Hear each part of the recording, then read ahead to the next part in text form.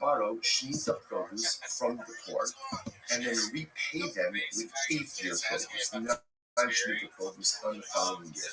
So if you look at Rashi says something very interesting.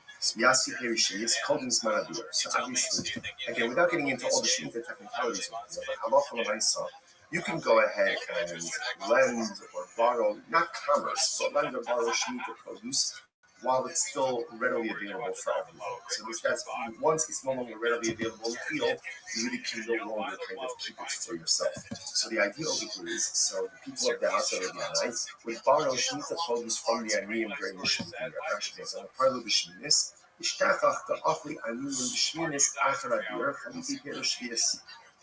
so what ends up happening is on year number 8, the people of Rabbi's house, we paid the Aniyim. Ultimately, again, with new produce,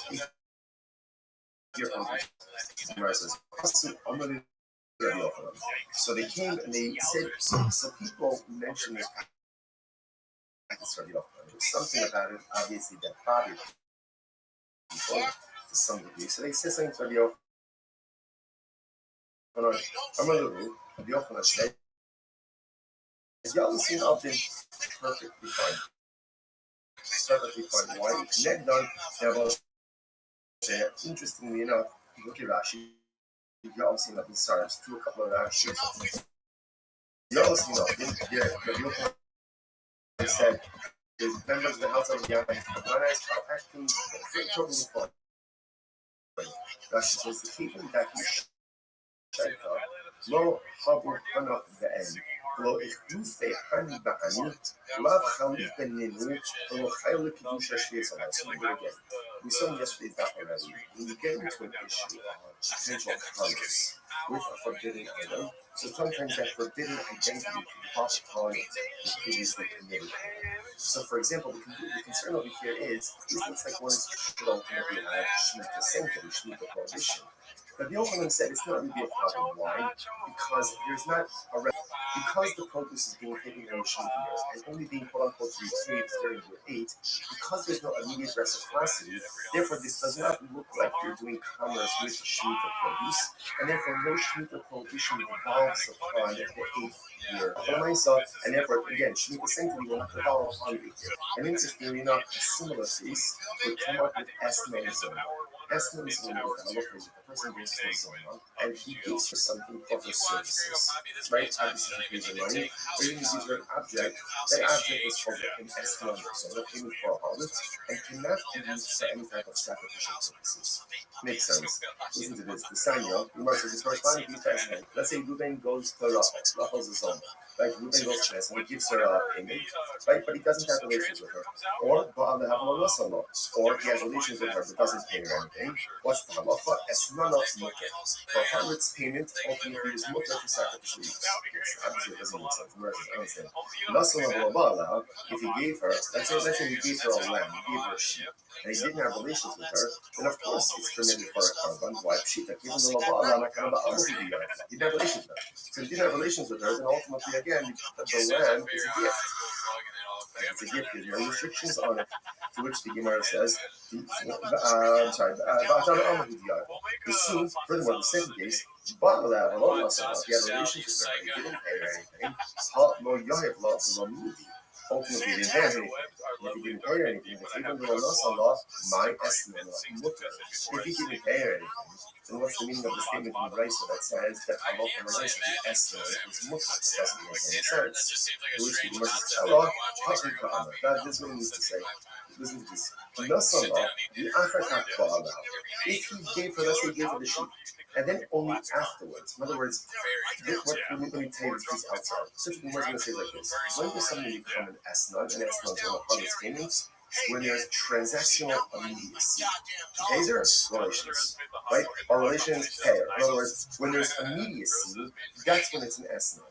If there is a lack of transactional immediacy, then the payment does not take on the status of esnan zona.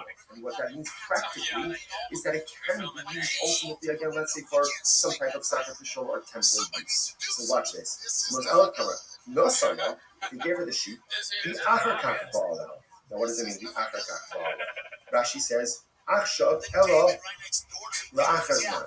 He doesn't have relations with her now. Rather, again, sometime later. Now, of course, how exactly you go ahead and translate immediacy, I think there's some more common sense. Pays her today, and activation for 3 hours, or tomorrow, again, as opposed to payment relations.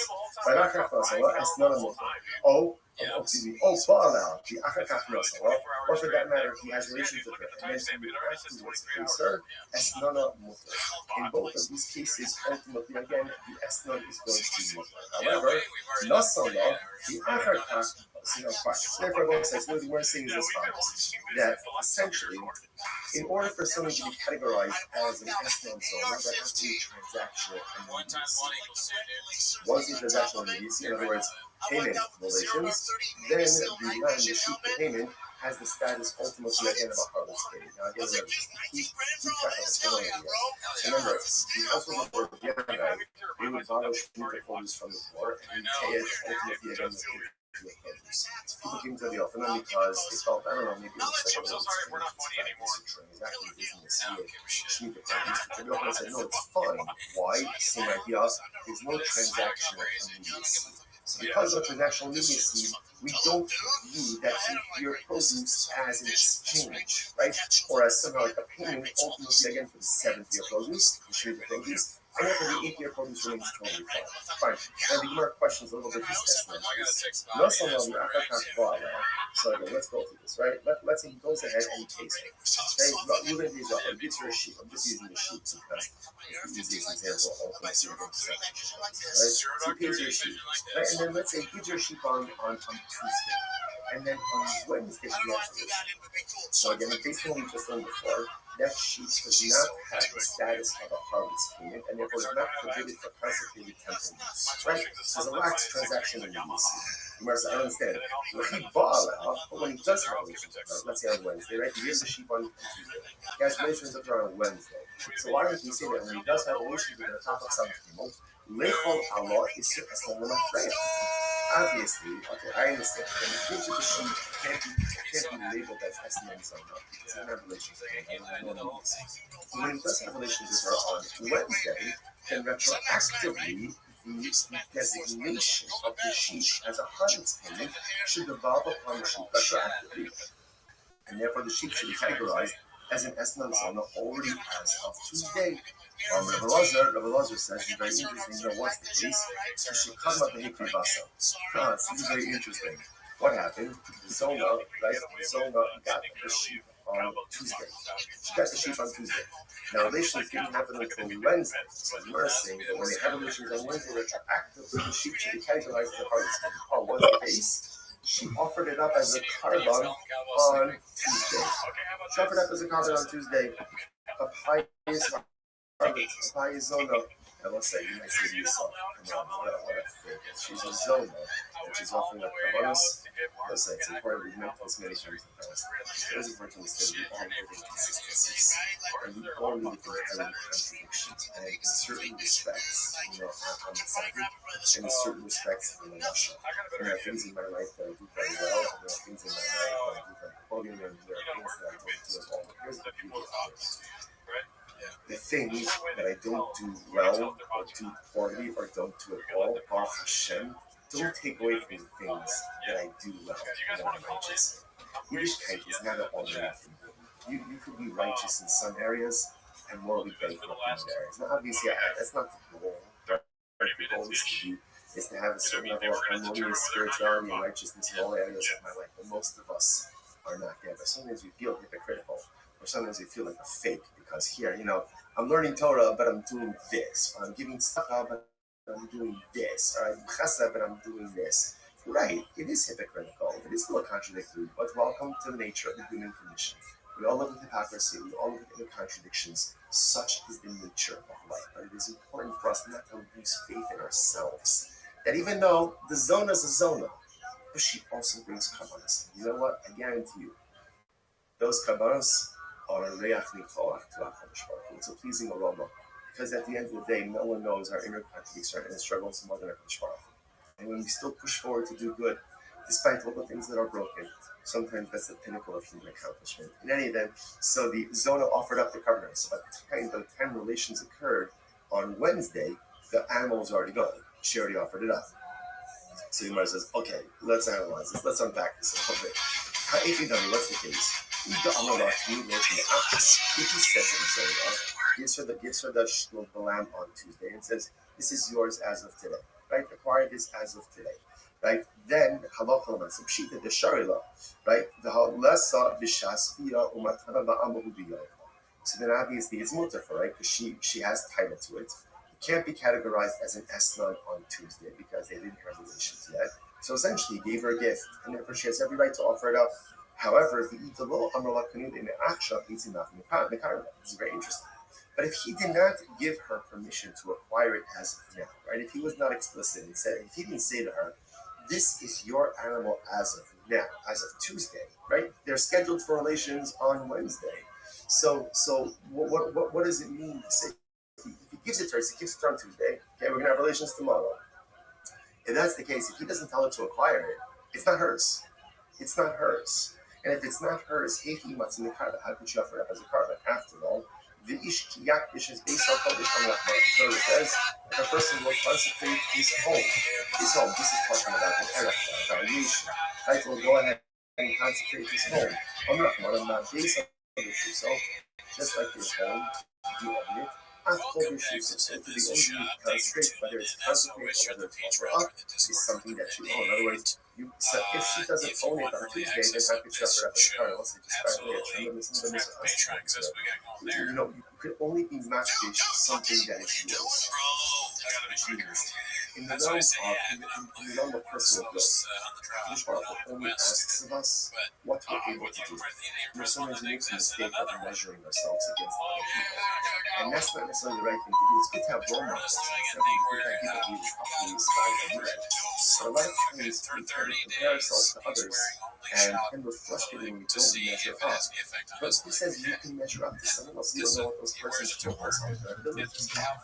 The Ribono Shel Olam only asks you to be makdish that which you own. You only have to consecrate, or you only can consecrate that which you own. You can't consecrate something that doesn't belong to you.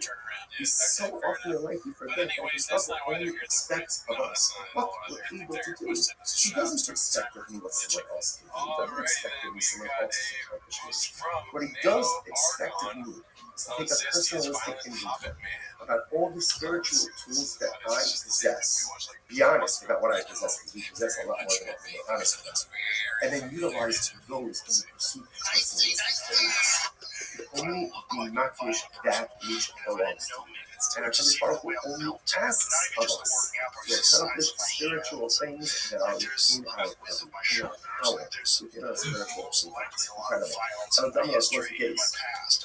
Eladamar, the Habidabe Achasti, she's very interesting.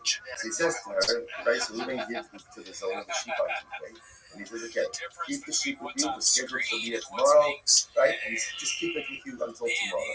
The mitzvah, but if you need the sheep for some reason, let's say something comes up, you need the sheep, I don't know, you need a car money, you need whatever it is, then Gemara says, then I give you the right to acquire it. It's interesting, and it hedges his best. Fine. So Gemara says, so everyone says that's the zoning.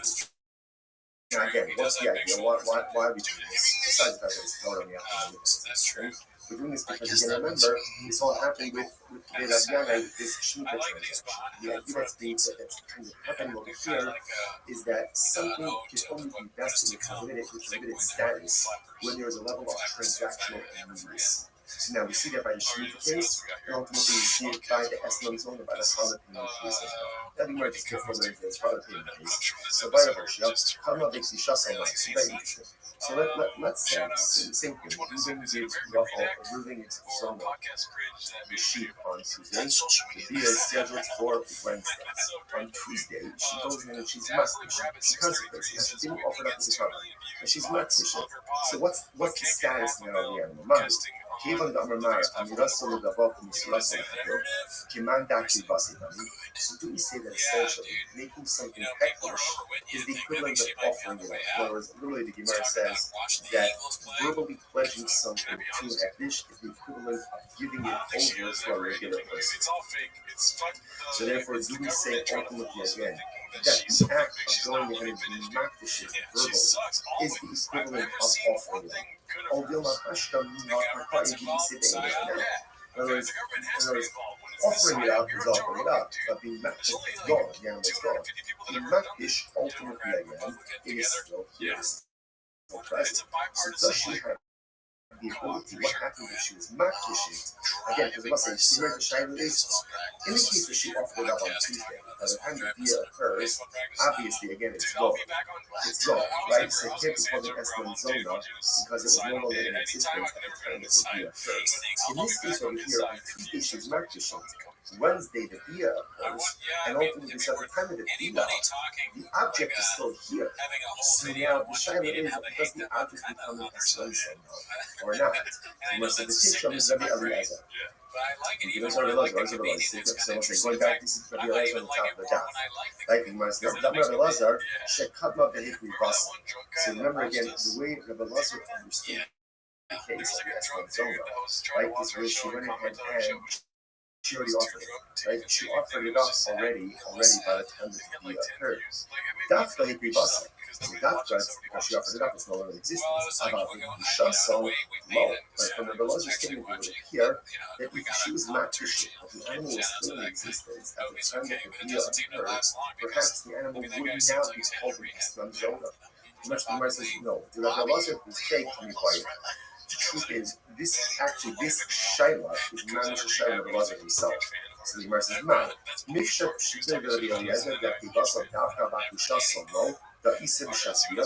So Rabbi Eliezer said that the only time it doesn't become an Eslan is when the animal is offered up before the Bia. Because by the time the Bia occurs, the animal is no longer here. But perhaps, again, where she was just makdish, she consecrated it. The animal is still in existence at the time of the Bia, in which case, halacha l'maisa, the animal is recategorized as an Eslan Zona. All Dilma, Hikrivasav Shitale, Vikdishasa Mitzapel. Or maybe no, maybe obviously she offered it up and it's no longer in existence at the time of the Bia. Of course, it's not going to be categorized as an Eslan Zona.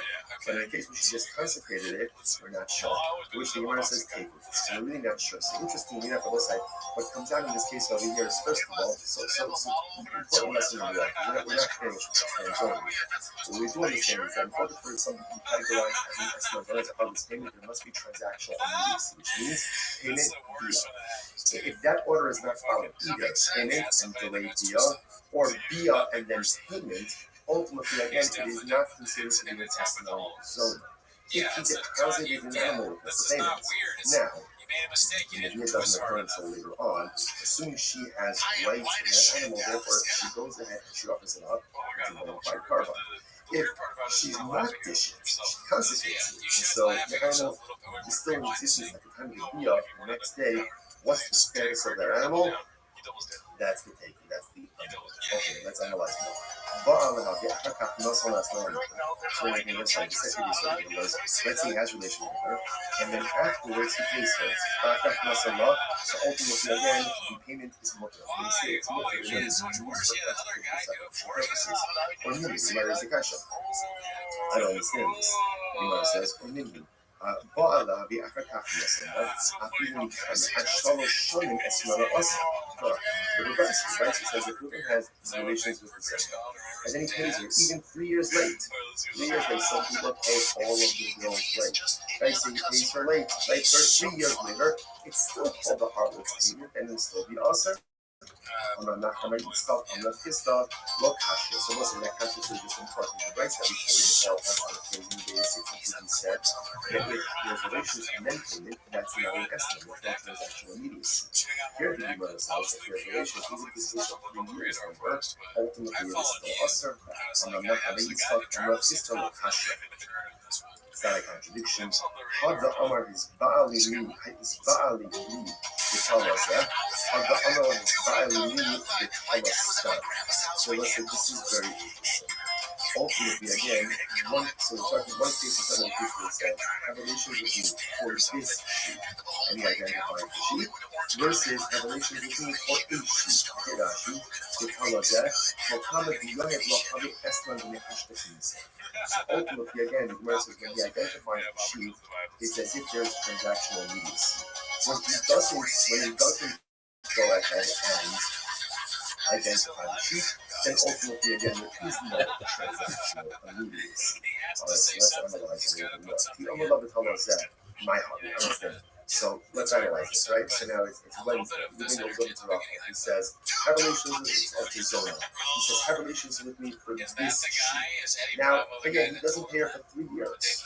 3 years, the halacha is, it has the status of a hobby's payment because there's transactional immediacy. Just because he identified the sheep, it doesn't make it hers. In order for it to be hers, one has to happen. The Gemara says, right? Remember, livestock, animals require the sheep, require the possession, which the Gemara says is zone. I call this one problem. Okay, so kind of is actually interesting. But ultimately, the din of the sheep is only written by Jews. So apparently, again, by a non-Jew, they don't need the sheep for cross. It turns out a zone is not.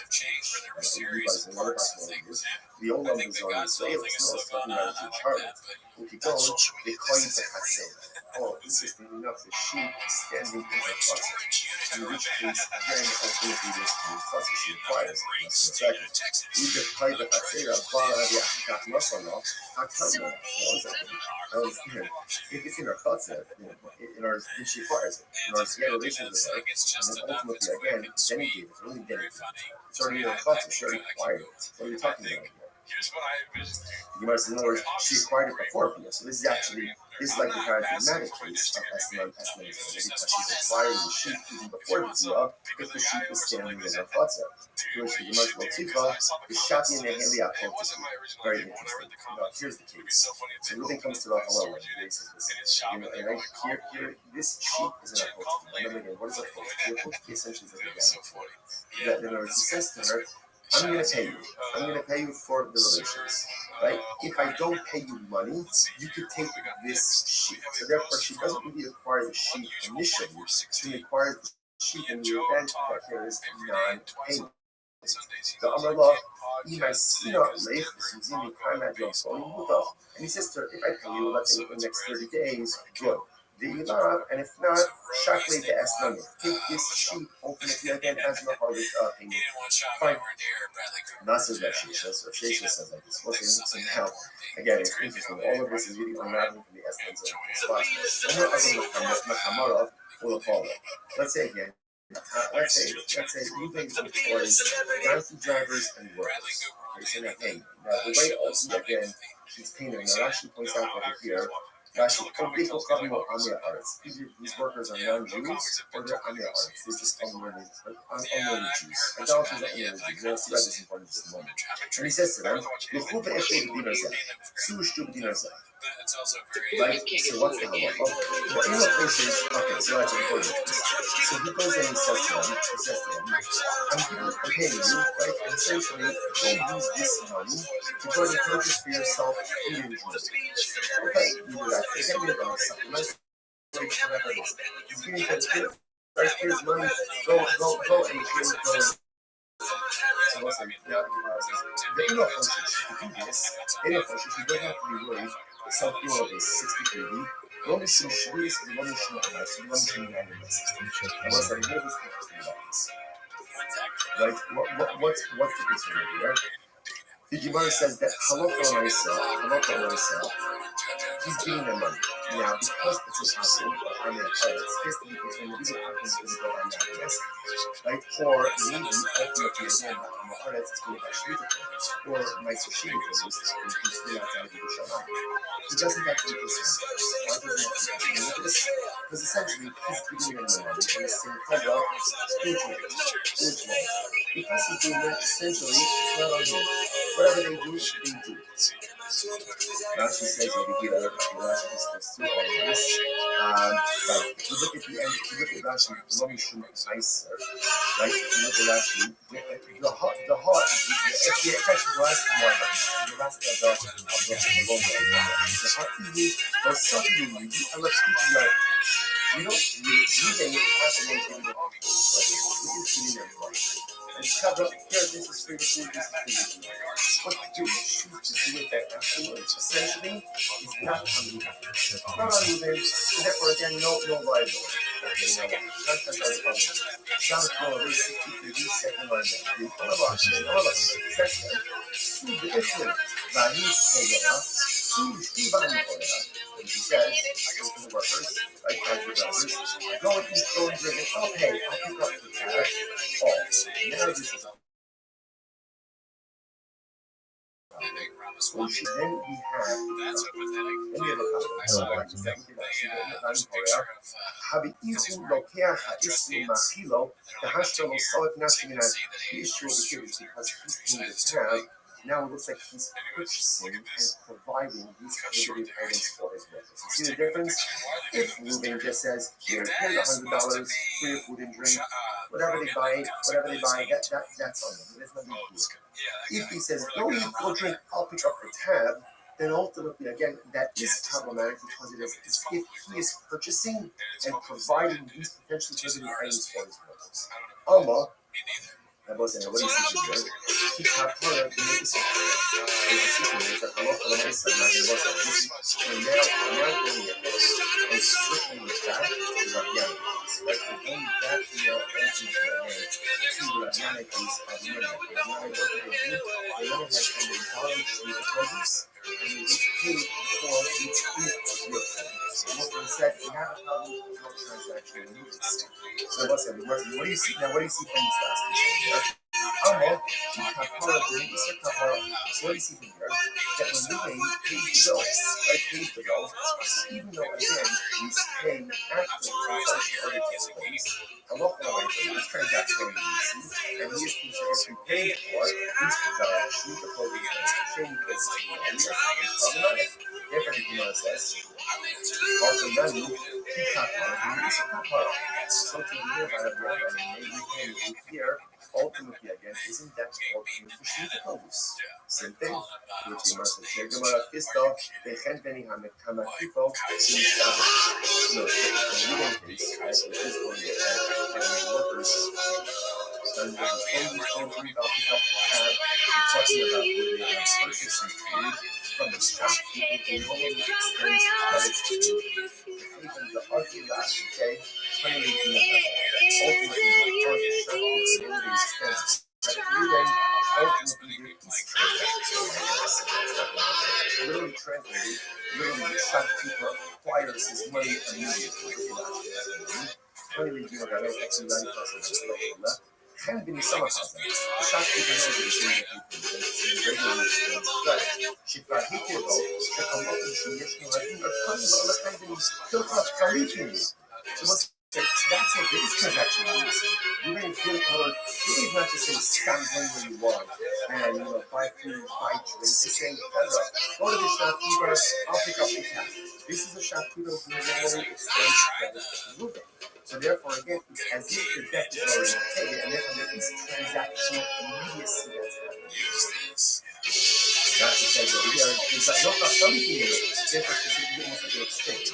Right? The shopkeeper is going to give, donkey driver,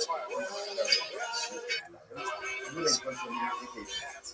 No, honestly, even the honest I mean, when you see the food, not any other, again, that's the quality of the service.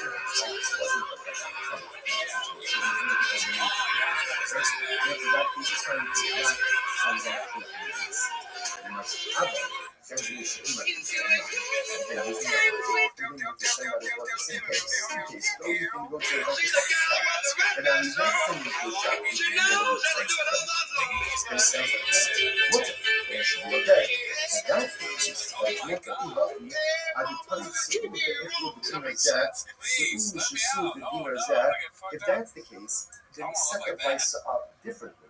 Instead of making the first case in the vice up, the case of where Ruben says, here's $100, go out and go eat and go drink, make it two different cases. What can the two cases be? The Gemara said, when is this so ultimately again that it's prohibited?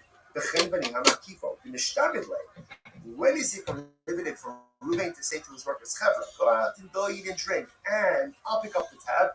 That's only with the shopkeeper who extends credit to Ruben, because there's transactional immediacy, and it's as if, again, the company already has the money to pay for the prohibited items. But the shopkeeper who does not extend credit, therefore that lacks transactional immediacy, and that case should be fine. In other words, better for the Brisa to go ahead and highlight two cases. So, bitches. All right, so and to highlight two dramatically different this cases. is day 21 of Him, Kabbalah. Is that true? Kabbalah Coffee. Doesn't extend credit. Is whatever you want it to be. Purchaser, I was thinking, it's Shabbat or whatever. There's like 86% chance that it's not. And I work in chances. It's like, Halakha doesn't work in chances or percentages. Well, no. Halakha sucks. Does it? No, it's tight. It's just, it's like dog science. It's really fucking important. I'm frustrated I can't learn more about aliens at this moment. Why? Where are you going to get your information? Ultimately, again, my property becomes encumbered as a guarantor. The Gemara says, so what do you see from here? Now, again, that's even assuming that... Are you done? Is this the end of your fucking story? No. What are you going to learn? Something about Kabbalah? Like what? I don't know. We'll figure it out. Alright. Why are you in such a bad mood? I'm not. I'm a little bit blessed. Slang a dick like a pimp. So what's the deal? I don't know. I've got to just get in the mood. Even God rested one day a week. Like, isn't this worse? No. Why? I'm just talking. Nobody said God couldn't talk. Why? I don't know. That's like not for me to decide. That's all just like stuff. It's tradition. Alright, so what are we learning today? We'll learn Kabbalah. He's telling his workers, anything go else? Out. Oh go yeah, out, I'm learning fucking nicknames of rabbis. That's why? Right? Or no specific monies have been set aside for that. Therefore, again, that lacks transactional needs. Alright, so what are we learning? We have to learn at least one thing about Kabbalah every fucking day. Why? Why not? I'm sorry. The Gemara says, so if that's the case, ultimately, again, so what do we need to be concerned about? Who's Gershom Sholem? That motherfucker who moved from Germany to Israel. Talk about this shit. We learned about that yesterday. What is this bullshit? What do you have to be concerned about over here? I feel like we've learned everything. Psych, bitch. I'm sure there's some Kabbalistic book. Ultimately, again, same thing. Because no particular monies have been designated or advanced, it does not create transactional immediacy. What about history of Jewish mysticism? What's the case? The case over here is where the Balabayas advanced the money. I feel like very okay, so this changes everything. Look at Rashi. Sheikhin lo, Balabayas dinar lechembeni, chodem sheshalach etzlo. The hashtam the Balabayas ka'afli yisur. But if you don't know it, this changes everything. So it's like, here, ultimately, again, when the price is I am so disappointed in Kabbalah. But I guess that's how it's going to be. I really felt like I'd start learning this and there'd be like moons and stars. And gave the money to the shopkeeper. So there's no extension. Like that fucking meme. In other words, he has a tab, but it's paid for. None of that. Oh, so now that I makes feel like sense. that other meme because with now math that and it's shit. paid for already, It's just like, again, if they dog. take prohibited things, it's It's literally just, like he's supplying them with prohibited items. If you really want to know. So the Gemara says as follows. 13 So we'll say, so again, all of this is all it's like 99 to 1 odds. odds. Transactional immediacy. Yeah. That's the as we worked through, the Rabbi could have said, So the Gemara says, like that one thing that we had, the Rabbi said. It doesn't mean that it wasn't true. I said this over in front of Rabbi Sifit of Narda. It was true either, but I don't know. Alright, let's roll, baby. That's the case. The price shouldn't be go out and drink, and I will Oh yeah, pay. this shit I sucks. will pay you to Well, it sucks. Rabbi, what should it say? It should say, go out and drink, go out and eat, and then I'll settle up. Like, I'll settle up ultimately again with the shopkeeper. Because again, we're saying that the case of years ago, we didn't prepay. Right? So you left money with the shopkeeper, then it's a question of saying, yeah, I left you $100. How much did you consume? Which is like, I'm already right. So you're right. Tani, I'm already Tani, ultimately, again, halacha lines is you're right. Change the license, the license really to be the following way. That halacha lines are good ancestry. So please remember, essentially there are two cases in rice. Case number one is your losing gets $1,100. So it's not going to go out and eat, go out and drink on me. That case, whatever they do, it's on them. It's not case two, for those who might understand even now, is that halacha lines losing prepaid the thing. He went ahead and gave $100 to the shopkeeper. They said, now look, is going to come in, let them buy, let them eat, let them drink. Okay? Now the Gemara says that's the problem. You have to be concerned if he has access now to prohibited food items, then it's as if Reuben is going ahead and supplying the way that prices should be is Reuben says to his workers, so go out and drink. ואני מחשב, then I will settle up ultimately again with the shopkeeper. That's what he meant to do. Yeah, we'll stop over here for today. Shkoyach, everyone, what a God. Everyone in wonderful. Originally, Kabbalistic knowledge was believed to be an integral part of the Oral Torah, given by God to Moses on Mount Sinai around the 13th century BC according to its followers, although some believe that Kabbalah began with Adam. For a few centuries, the esoteric knowledge was referred to by its aspect practice, meditation, and Hebrew. Good morning. It is a graceful fortune to be able to learn all of you. Begin by thanking all of our sponsors for this morning. Sure to thank our annual Talmud Torah sponsor, Tosin Shvacha Eretz Yisrael, for dedicating all the Shul and Drushos this year as a suchos for the Soros Tovos for all of Am Yisrael. Our Talmud Torah sponsors for the month of Av, Habaninu Latova, Stephen Wendy Drazen, in honor of Israel Drazen, Dina Drazen, Eileen Rose's wife, and Stanley Rose's wife, Zichron Yisrael. We have learning sponsors, Dr. Edmund J. Wolf, information of the yard site of Dr. Wolf's father, Cyrus Wolf, Shalom, Ben C. Hirsch, and Newton and Bethana, the memory of your father, Ben Abba, Robert Baruch, Mordechai, Ben Moreno, and Nelson, of course, always, we dedicate our learning to Israel and just have to be the program of the Shalom home, Shalom and the Karach of America, of this ultimate effort to give them success, the whole of massive. Also, back to let us begin. We have an exciting daf ahead of us today. Today's daf is Sanat Gimel 63, and we are picking up on Sanat Bezin Base 62b, today Rabbi Yana, which is 2, 4, 6, 8, 10, 12 lines up from the bottom. So the Gemara says as follows, today Rabbi Yana, Yasvi Perishlias Nanim, the Karlum Bishmias. So very interesting case over here. The members of the household of Rabbi Yana, they would do as follows. They would borrow Shemitah produce from the poor and then repay them with 8-year produce, non-Shemitah produce from the following year. So if you look at Rashi, Rashi says that there's no very interesting. Yasi Perishi is called in Smanabiyah. So obviously, again, without getting into all the Shemitah technicalities of it, but Halacha myself, you can go ahead and lend or borrow, not commerce, but lend or borrow Shemitah produce while it's still readily available for everyone. So that's once it's no longer readily available in the field, you really can no longer kind of keep it for yourself. So the idea over here is, so the people of the house of the Yanai would borrow Shemitah produce from the Aniyim during the Shemitah year. Rashi goes on a part of the Shemitah,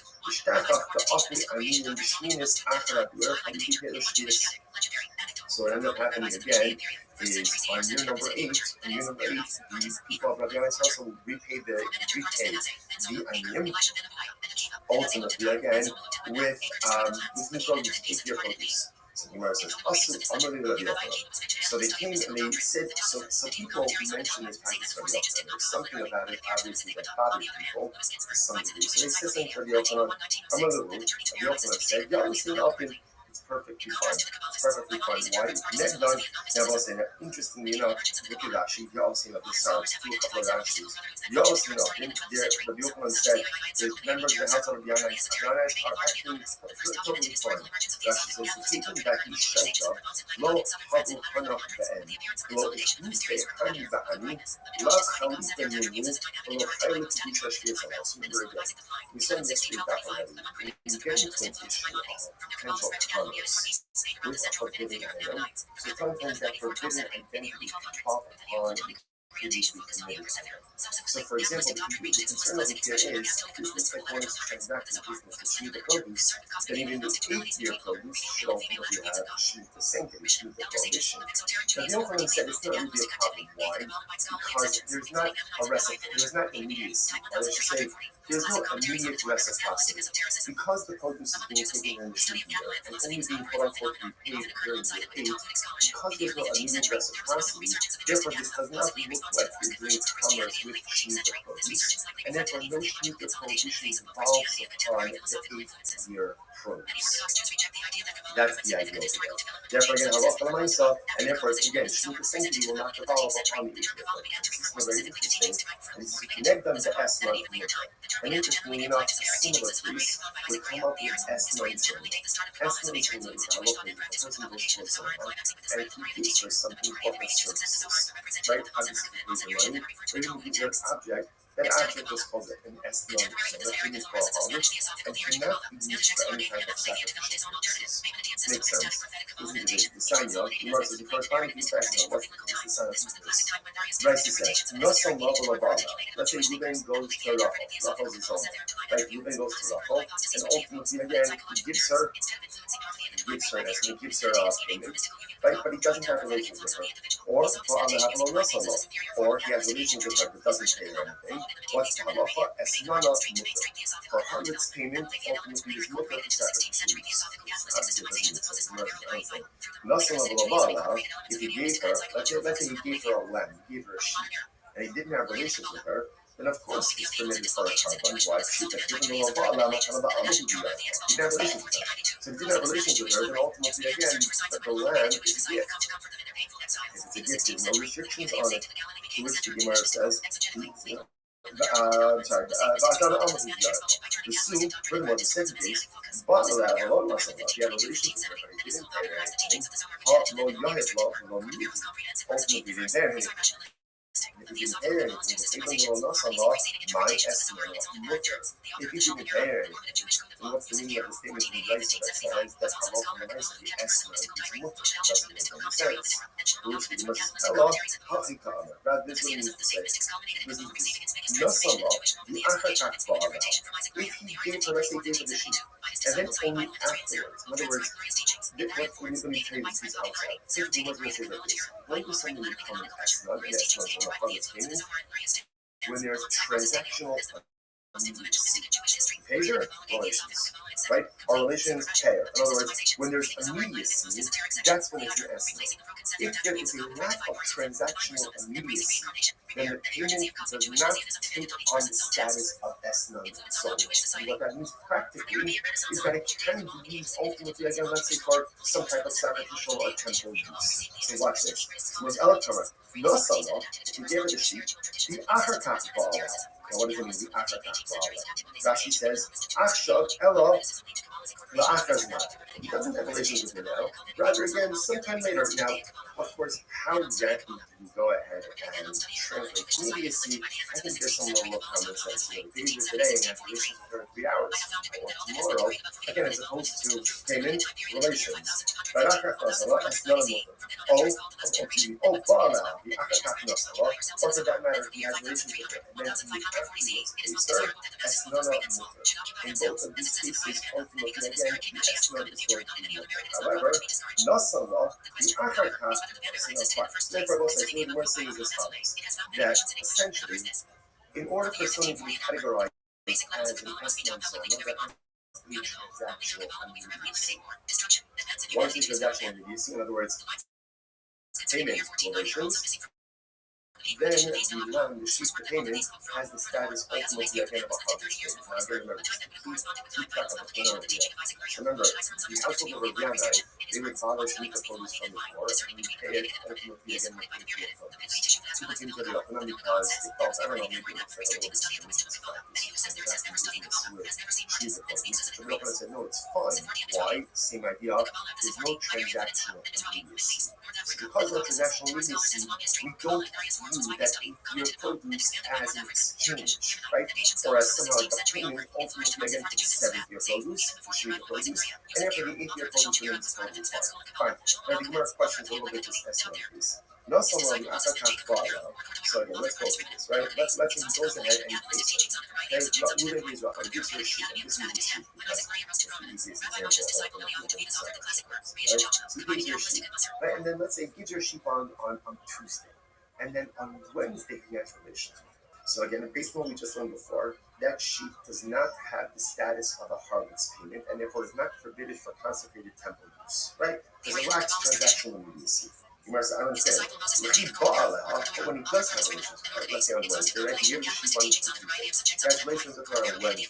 So why would we say that when he does have relations with her, Lechol Allah is circumstantial better? Obviously, okay, I understand. When he gives you the sheep, it can't be labeled as testimonies on us. It's never no use. But when he does have relations with her on Wednesday, then retroactively, the designation of the sheep as a harvest payment should devolve upon the sheep retroactively. And therefore, the sheep should be categorized as an Esnam Zona already as of today. Rabbi Lazar says, very interesting, what's the case? He should come up and make it it's very interesting. What happened? Zona, right? Zona got the sheep on Tuesday. She got the sheep on Tuesday. Now, relations didn't happen until Wednesday. So we're saying that when they have relations on Wednesday, retroactively, the sheep should be categorized as a harvest. Oh, what's the case? She offered it up as a carbon on Tuesday. She offered up as a carbon on Tuesday. A pious harlot, a pious Zona. I will say, you might say to yourself, come on, what a favorite. She's a Zona, and she's offering up carbonos. So it's important to mention this many times. It was important to say we all live in consistency, and we all need inherent in certain respects, I'm eccentric, and in certain respects, I'm not. And there are things in my life that I do very well, and there are things in my life that I do very poorly, and there are things that I don't feel all well. The things that I don't do well, or do poorly, or don't do at all, Baruch Hashem, don't take away from the things that I do well, that I'm righteous. Yiddishkeit is not all or nothing.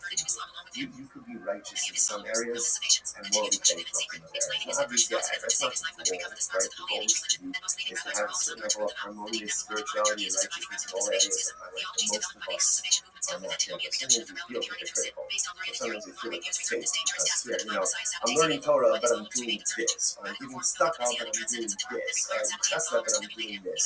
Right, it is hypocritical. It is more contradictory. But welcome to the nature of the human condition. We all live in hypocrisy. We all live in contradictions. Such is the nature of life. But it is important for us not to lose faith in ourselves. And even though the zona is a zona, the sheep also brings kabbans. You know what? I guarantee you, those kabbans are leach michal. It's a pleasing aroma. Because at the end of the day, no one knows our inner conflicts, our inner struggles. And when we still push forward to do good, despite all the things that are broken, sometimes that's the pinnacle of human accomplishment. In any event, so the Zona offered up the covenants. By the time relations occurred on Wednesday, the animal was already gone. She already offered it up. So you might say, okay, let's analyze this. Let's unpack this a little bit. What's the case? If he said to the Zona, give her the lamb on Tuesday, and said, this is yours as of today, right? Acquire this as of today, right? Then, if she could have right? The Halasa Bishaskia Umatara Amahubiyah. So then obviously it's Mutaka, right? Because she has title to it. It can't be categorized as an Esma on Tuesday because they didn't have So essentially, gave her a gift, and therefore she has every right to offer it up. However, if you use the law, I'm not in the action, it's enough. This is very interesting. But if he did not give her permission to acquire it as of now, right? If he was not explicit and said, if he didn't say to her, this is your animal as of now, as of Tuesday, right? They're scheduled for relations on Wednesday. So what does it mean? If he gives it to her, he gives it on Tuesday, okay, we're gonna have relations tomorrow. If that's the case, if he doesn't tell her to acquire it, it's not hers. It's not hers. And if it's not hers, how do you shop it up as a partner? After all, this is based on published Amrachman. So it says that a person will consecrate his home. His home. This is talking about an erech now, valuation. Right? Will go ahead and consecrate his home. Amrachman, I'm not based on the Shuso, just like your home, you own it. Afkol b'Shuso. So it could be only used to consecrate, whether it's consecrate or whether it's offer up. Is something that you own. In other words, so if she doesn't own it on Tuesday, then I can shop it up as a kind of start here. And then you see them as a hospital. You know, you could only be makdish something that is yours. Which means, in the realm of personal growth, the Father only asks of us what we're able to do. Sometimes we make the mistake of measuring ourselves against other people. And that's not necessarily the right thing to do. We could have role models. We could have people who aspire to do that. But a lot of times we can compare ourselves to others and tend to expect it when we don't measure up. But who says you can measure up to someone else? You don't know what this person's profiles are, their abilities are. The Ribbon Shel Olam only asks you to be makdish that which you own. You only have to consecrate, or you only can consecrate that which you own. You can't consecrate it, it doesn't belong to you. We so often in life we forget that the Prophet only expects of us what we're able to do. He doesn't expect that we look someone else to do. He doesn't expect that we someone else's expectations. What he does expect of you is to take a personalistic inventory about all the spiritual tools that I possess. Be honest about what I possess, because you possess a lot more than what I honest about. And then utilize those in the pursuit of personalistic holiness. And only be makdish that which belongs to you. And HaKadosh Baruch Hu only asks of us to accomplish spiritual things that are within our purview, in our power, within our spiritual toolbox. Incredible. Eladamala, so what's the case? Eladamala, the Habitabe, Ashasbiya. This is very interesting. So he says to her, right, so he didn't give to the girl the sheep on Tuesday. And he says, okay, keep the sheep with you, the schedule for me tomorrow, right? And just keep it with you until tomorrow. You need Furflates, but if you need the sheep for some reason, let's say something comes up, you need the sheep, I don't know, you need a card money, you need dinner, whatever it is, then Gemara says, then I give you the right to acquire it. So things like that's fine. So Gemara says, so therefore, that's the zoning. Now again, what's the idea? Why do you do this? Besides how it's going on, we're doing this because you can remember this all happened with the Rabbi with this Shemitah transaction. The idea that's kind of happening over here is that something can only be vested with prohibited status when there's a level of transactional convenience. So now we see that by the Shemitah case, and ultimately we see it by the Esron zone and by the Harlot payment case as well. Now the Gemara just gets a little bit into its Harlot payment case. So by the Boshia, it's very interesting. So let's say same thing. Reuben gives Rachel, Reuben gives Zona the sheep on Tuesday. The Bia is scheduled for Wednesday. On Tuesday, she goes in and she's not fishing. She consecrates it. She didn't offer it up to the covenant, but she's not fishing. So what's the status now of the animal? Monday. Even the Amar, Amirasa with the Avot and Sulasa Lahadil, Iman Daki Basidani. So do we say that essentially making something hektish is the equivalent of offering it up? In other words, literally the Gemara says that verbally pledging something to hektish is the equivalent of giving it over to a regular person. So therefore, do we say ultimately again that the act of going ahead and being makdish verbally is the equivalent of offering it up? In other words, offering it up is offering it up, but being makdish is gone. The animal is gone. Being makdish ultimately again, it is still here, it's still present. So does she have the ability? What happens if she is makdish? Again, because I must say, you heard the shiny is in the case that she offered it up on Tuesday, by the time the dia occurs, obviously again it's gone. it's gone, right? So it can't be called an Eslam Zona because it was no longer in existence at the time that the Bia occurred. In this case over here, on Tuesday she's Makdishim, Wednesday the Bia occurs, and ultimately, so at the time of the Bia, the object is still here. So now the shaila is, does the object become an Eslam Zona or not? We must say the two shall be Rabbi Eliezer. You can enter Rabbi Eliezer, or Rabbi Eliezer. So we'll say, going back to Rabbi Eliezer on the top of the dot. Right, and you must say, Rabbi Eliezer, Shekadma Behikri Vasa. So remember again, the way Rabbi Eliezer understood the case of the Eslam Zona, right, is where she went ahead and she already offered it. Right? She offered it up already by the time that the occurred. Dafka Hikri Vasa. So Dafka, because she offered it up, it's no longer in existence. How about Hikri Shaso? No. But from the Eliezer statement it would appear that if she was Makdishim, if the animal was still in existence at the time that the Bia occurred, perhaps the animal would now be called an Eslam Zona. The Gemara says, no, the Rabbi Eliezer could fake anybody. This shaila is not a shaila of Elazar himself. So the Gemara says, no. Nifshat tzitez Rabbi Eliezer yaktivasa dafka bakisha solo the isa b'shachiyah. So Rabbi Eliezer said the only time it doesn't become an Eslam is when the animal was offered up before the Bia. Because by the time the Bia occurs, the animal is no longer here. But perhaps again, where she was just makdish, she consecrated. If the animal is still in existence at the time of the Bia, in which case halacha l'maisa, the animal is recategorized as an Eslam Zona. All Dilma, if the vasa shitale, vikishasam is sapko. Or maybe no, maybe So we're going it up and it's no longer to go through these of course, it's not going to be individually, not all categorized today. as an Eslam Zona. But in the case where she just consecrated it, we're not sure. Which the Gemara says take. So we're really not sure. So interestingly enough, I will say, what comes out in this case over here is first of all, so important lesson number one, because we're not finished with Eslam Zona yet.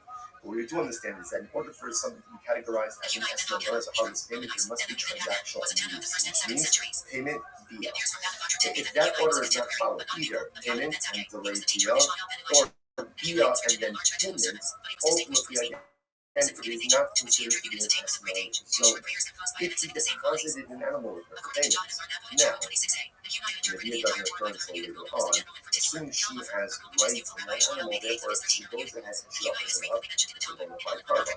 If she's not she consecrates it. So the animal is still in existence at the time of the via, the next day, what's the status of that animal? That's the thing. Okay, let's analyze it. So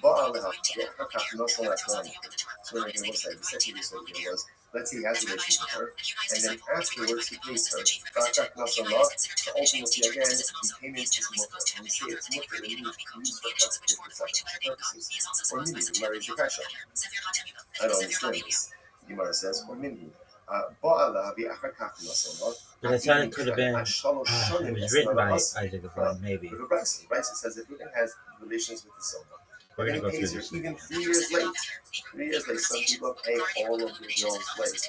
Right, so he pays her late. Right, 3 years later, it's still called the harlot's payment, and it's still the awesome. I'm not going to stop. I'm not pissed off. Lokasha. So we'll say that constitutes is important. The rights that we paid before the 62 said that if there's relations and then payment, that's not an estimate. There's no transactional immediacy. Here the Gemara says if there's relations, even if you pay for 3 years later, ultimately it is still usher. I'm not going to stop. I'm not pissed off. Lokasha. It's not a contradiction. Had the Amar his Ba'ali li, the Talazah. Had the Amar his Ba'ali li, the Talastan. So let's say this is very interesting. Ultimately, again, so we're talking one case, we're talking about a case where it says, have relations with me for this sheep, and he identifies the sheep, versus have relations with me for a sheep. Rashi, they tell us that. So ultimately, again, the Gemara says when he identifies the sheep, it's as if there's transactional immediacy. When he doesn't go ahead and identify the sheep, then ultimately again there is no transactional immediacy. Alright, so let's analyze a little bit more. The Omer Rabbi tells us that my hobby, I don't think. So let's analyze this, right? So now it's Wednesday. Moving goes over to Rabbi. He says, have relations with Zona. He says, have relations with me for this sheep. Now, but yeah, he doesn't pay her for 3 years. 3 years. Now look at this. Oh, it has the status of a harvest payment. because this transaction will receive. Just because he identified the sheep doesn't make it hers. In order for it to be hers, what has to happen? Gemara says, right? Remember, livestock, animals require the sheep, or require to be possession, which the Gemara says,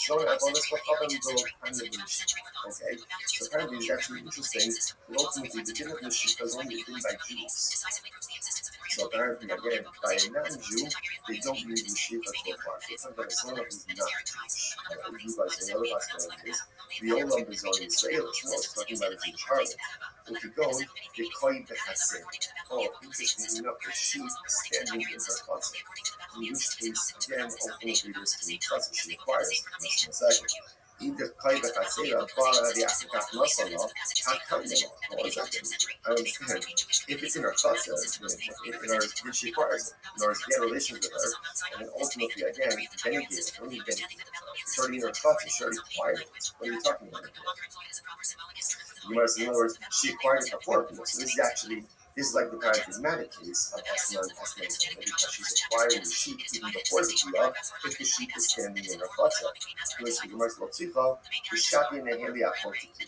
Very interesting. Now, here's the case. So everything comes to Rachel and here, this sheep is an apotiki. I'm going to what is a apotiki? The apotiki essentially is that in other words, he says to her, I'm going to pay you. I'm going to pay you for the relations. Right? If I don't pay you money, you could take this sheep. So therefore, she doesn't really acquire the sheep initially. She requires the sheep in the event that there is non-payment. The Amrullah, and he says to her, if I pay you, let's say, in the next 30 days, good. And if not, Shakle the Esnani. Take this sheep ultimately again as your harlot. Fine. Master Rav Shesha said that it's supposed to be help. Again, it's interesting. All of this is really unraveling to the Esnani Let's say again, let's say Ruben employs donkey drivers and workers. Okay, so now he's paying. Now the way ultimately again he's paying them. Now Rashi points out over here. Rashi, these workers are non-Jews or they're Amir artists. They're just unlearned Jews. Idolaters are unlearned Jews. That's why this important at the moment. And he says to them, right? So what's the halacha? Okay, so actually before we get to this. So he goes and he says to them, I'm paying you, right? And essentially, go use this money to go ahead and purchase for yourself food and drink. Okay, you do that. They're paying me $1, supplemental wages, whatever it is. He's giving them here, right? Here's money. Go and drink. Go and eat. So what's this? Now the person says, there ain't no Hoshish. He can do this. Ain't no Hoshish. He doesn't have to be worried. So if you want to be 63 weeks, Lo Mishum Shvius, Lo Mishum Ma'aseh, Lo Mishum Yayinas. And what's that? What is the concern about this? Right? What's the concern here? The Gemara says that Halakha L'Maisa, he's giving them money. Now, because it's an apple or Amir, this is going to be apple is going to go by Yayinas. Right? Or maybe ultimately again the Amar is going to buy Shvita or Meiser Sheni for this. He doesn't have to be concerned. Why doesn't he have to be concerned with this? Because essentially he's giving them money and he's saying, etc., do what you want. Because he's doing that, essentially, it's not on him. Whatever they do, they do. Rashi says over here, okay, Rashi just goes through all of this. Right, if you look at the end, if you look at Rashi, right, if you look at Rashi... we're like in this time where the last like the mask history has been revealed. Ruvain is not the one giving them. We can really start to dive into it. And it's really, I think, because of the this is for your food, this is for your drink. What they choose to do with that afterwards, essentially, is not unmoving. It's not unmoving. What's so therefore, again, no orchard, bitch. Okay, now watch. Contrast out the following piece. Salach Yom base 63b, second line down. James Amallah, says to them, Su be'ichlu v'ani holeah, Su shtu v'ani holeah. He says to the workers, like donkey drivers, go and eat, go and drink, and I'll pay. I'll pick up the tab. Oh, now this is a problem. Choshish mishum shviyas mishum ma'is mishum yayinas. Then you have the problem. then we have a problem. Now, why is that? Look at that. We get in the Bible,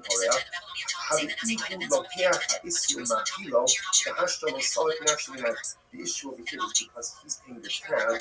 Now it looks like he's purchasing and providing these prohibited items for his work. See the difference? If Reuben just says, here's $100 for your food and drink, whatever they buy, that's fine. If he says, go eat, go drink, I'll pick up the tab, then ultimately, again, that is problematic because it is he is purchasing and providing these potentially prohibited items for his work. What do you see from here? So what you see from here is that halacha l'maisa, and I'm going to say, this is, they're now going ahead and circling back to the Rabbi case, right? We're going back now ultimately again to the Rabbi case. Remember, Rabbi, what did they do? They went ahead and they borrowed the produce and they repaid the poor with 8 miracles. Rachel said, not a problem because no transactional immediacy. So what do you see? Now, what do you see from this last piece over there? So what do you see from here? That when Reuben pays the bill, right, pays the bill, so even though, again, he's paying after the consumption already took place, halacha l'maisa is transactional immediacy, and he is considered to be paying for these shemitah produce, sheni produce, it's problematic. Therefore, the Gemara says, Al-Kanami, Tikapara, the name is Tikapara. So to hear by Rabbi Yana, and may be paying here, ultimately again, isn't that called paying for shemitah produce? Same thing. Here, Gemara says, Gemara Kisto, the Henteni Hamakifo, the Mishkabel. So no, it's different. In the Reuben case, that he's going ahead telling the workers, go eat, go drink, I'll pick up the tab. We're talking about where they are purchasing food from a shopkeeper who normally extends credit to the haven, the ugly latte, kindly ultimately, because the shopkeeper normally extends credit to Reuben, ultimately this is transactional immediacy. That's happening right there. Literally translated, literally the shopkeeper acquires his money immediately. Look at that. Kindly it's actually right across the left. Shopkeeper knows that he's going to get paid from the he regularly extends credit.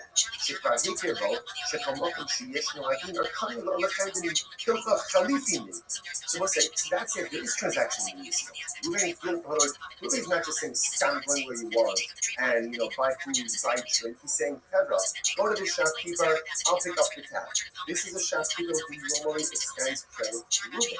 So therefore, again, it's as if the debt is already paid, and therefore there is transactional immediacy that's happening. Rashi says over here, therefore specifically almost like an exchange, right? The shopkeeper is going to give donkey drivers and laborers, whatever they want to do, and Reuben is going to immediately pay for it. Last time we again, that doesn't apply to the right? This wasn't like a credit. Therefore, that piece is trying to take it back transactional immediacy. You must have all, and you should but again, using that logic, we're going to send out a work in case, go eat and go drink, don't pick up the tab. But now he's not sending him to a shopkeeper who normally extends credit to him, then it sounds like what? Mutter, then it should be okay. If that's the case, that's mutter, as it comes to the dinar zeh, if that's the case, then set that vice up differently. Instead of making the first case of the vice up, the case of where Reuben says, here's $100, go out and go eat and go drink, make it 2 different things. What should the 2 cases be? When is this so ultimately again that it's prohibited?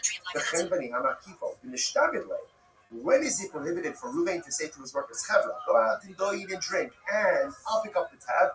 That's only with the shopkeeper who extends credit to Reuben, because there's transactional immediacy, and it's as if, again, the Chen already has the money to pay for the prohibited items. But shopkeeper does not extend credit. Therefore, that lacks transactional immediacy, and that case should be far. In other words, Let us at the Bryce to go ahead and highlight two cases that are the same, but one detail different, then to highlight two dramatically different cases. First, you must behold, what is that true? Even if the shopkeeper doesn't extend credit, is the purchaser not still obligated to defend him? The person says to his friend, Hey, Manavapori, so what happens? So Ruben goes, all right, I go with you. Say, Ruben, do me a favor, give him money for sitting, and all of my property will become encumbered to you. What's that, huh? Clearly, ultimately, again, my property becomes encumbered as a guarantor. The Gemara says, so what is he doing? Now, again, that's even assuming that Ruben and I have no previous relationship. What do you see from there? When you ask someone to go and do something to someone else, and ultimately, again, you're guaranteed that encumbrance, that transactional immediacy, seems to look all right there. You're right. You're right. At the end of the day, whether the shopkeeper extends credit or doesn't extend credit doesn't make sense. Even the low miyafi shibude low nissa. So what's the difference? I look at Rashi over there. Rashi says, even low miyafi shibude, look at Rashi, third wide line in Rashi's bottom. Fill up shibude. So when you say low miyak mo'osakach, love khalifah maybe below nissa. Since Reuben did not go ahead and actively set aside money, right? He's telling his workers, go out, go eat and drink, I'll pick up the tab. Since no defined amount of money, right, or no specific money has been set aside for that, therefore, again, that lacks transactional needs. Because it does ultimately, again, it should be looked at. Should be looked at. So you feel that most of the time, love, below mitzvah. I'm sorry, the Gemara says, so if that's the case, ultimately, again, so what do we need to be concerned? You shouldn't shvius. So the Gemara says, so ultimately, again, says the Gemara, ultimately, again, what do I have to be concerned about over here? We should shvius. What do you have to be concerned about over here? The halacha l'maisa, that perhaps, again, shvika produce, versus halomiyaki shibudeh. Ultimately, again, the same thing. Because no particular monies have been designated for a bank, it's not paid to What's the case? The case over here is where the Balabai is to advance the money to the family. Okay, so this changes everything. Look at that. Shaking low, Balabai is dinar the family. Told them to shalach etzlo. The hashtam, the Balabai is to offer you so this changes everything. So the case over here, ultimately, again, when Bryce says that if Ruben says to his workers, go to the family, go to the shopkeeper, eat and drink, whatever you want, it's on me. The case is already Ruben gave the money to the shopkeeper. So there's no extension of credit. In other words, he has a tab, but it's paid for already. Oh, so now that makes sense. Because now that it's paid for already, ultimately, again, if they take prohibited things, it's literally like he's supplying them with prohibited items. I know. I'm used to the shmeitik, I made it up to him now. So the Gemara says as follows. So again, all of this is all under the same line of transactional needs. Like that's the theme that's happening here. So the Gemara says, I'm used to the shmeitik, I made it up to him now. So Kana said, I said this over in front of the Rabbi of Yardah. And what happened? Amalei, he hustled at the time the price shouldn't be that Ruben says to his worker, go out and drink, and I will pay. I will pay you to sell if he hasn't paid. Rather, what should it say? It should say, go out and drink, go out and eat, and then I'll settle up. Right? I'll settle up ultimately again with the shopkeeper. Because again, we're saying now the case over here where Ruben prepaid. Right? So he left money with the shopkeeper. Then it's a question of saying, okay, I left you $100. How much should we consume? You're right. So you're right. Ultimately, again, halacha l'maisa is the right change the price of food. The price should really be the following way. That halacha l'maisa, given says today, so please remember, essentially there are two cases in rice. Case number one is that Reuben gives his representative dollars. Says, "Chazar, go out and eat, go out and drink on you." That case, whatever they do, it's on them. It's not on you. Case two, the way you must understand it now, is that halacha l'maisa, Reuben prepaid for him. He went ahead and gave $100 to the shopkeeper. He said, "My worker's going to come in, let them buy, let them eat, let them drink." Okay? Now the Gemara says that's the problem. You have to be concerned if they have access now to prohibited food items, because then it's as if Reuben is going ahead and supplying you with prohibited items. And the way that price should read is Reuben says to his workers, go out and drink, and then I will settle up ultimately again with the shopkeeper afterwards. That's how the Gemara is going to say. We'll stop over here for today. Goya, everyone, what a gaff. Everyone and the other three suffering various consequences as a result of the attack. This serves at least to show how strong in later ages was the recollection of Akiva's philosophical speculation. As to the creation of man and his actions, Akiva would say, all things are foreseen, yet the freedom to choose is given, and the world is judged on merits, while everything is according to the preponderance. Good morning. It is a graceful sparktion to be able to learn all of you.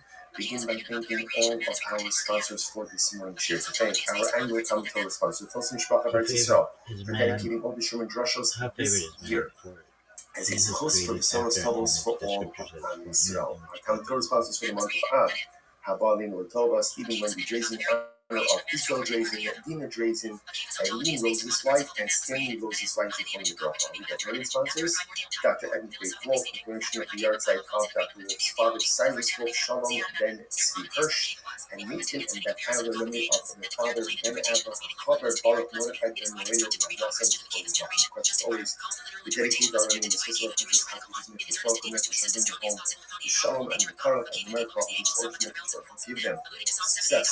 The whole of Nazi. And also with that, let us begin with an exciting dot ahead of us today.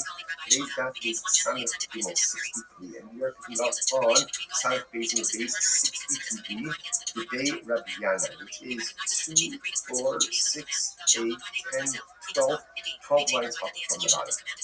So the Gemara says as follows: Today Rabbi Yana, Yas Vite Shvius Nanim, Uparlu B'Shvius. A very interesting piece over here.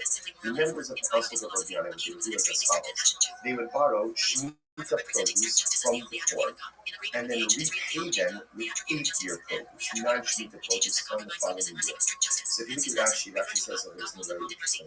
Yas Vite Shvius is called in Smalabiyot. So obviously, again, without getting into all the Shemitah technicalities of it, but halacha l'maisa, you can go ahead and lend or borrow, not commerce, but lend or borrow Shemitah produce while it's still readily available for everyone. So this guy, once it's no longer readily available in the field, you really can no longer kind of keep it for yourself.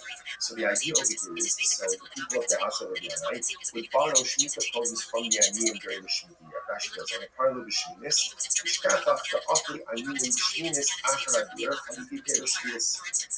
So what ends up happening again is on year number 8, the people of Rabbi Yanai's household would repay the Aniyim, ultimately again with new produce, 8-year produce.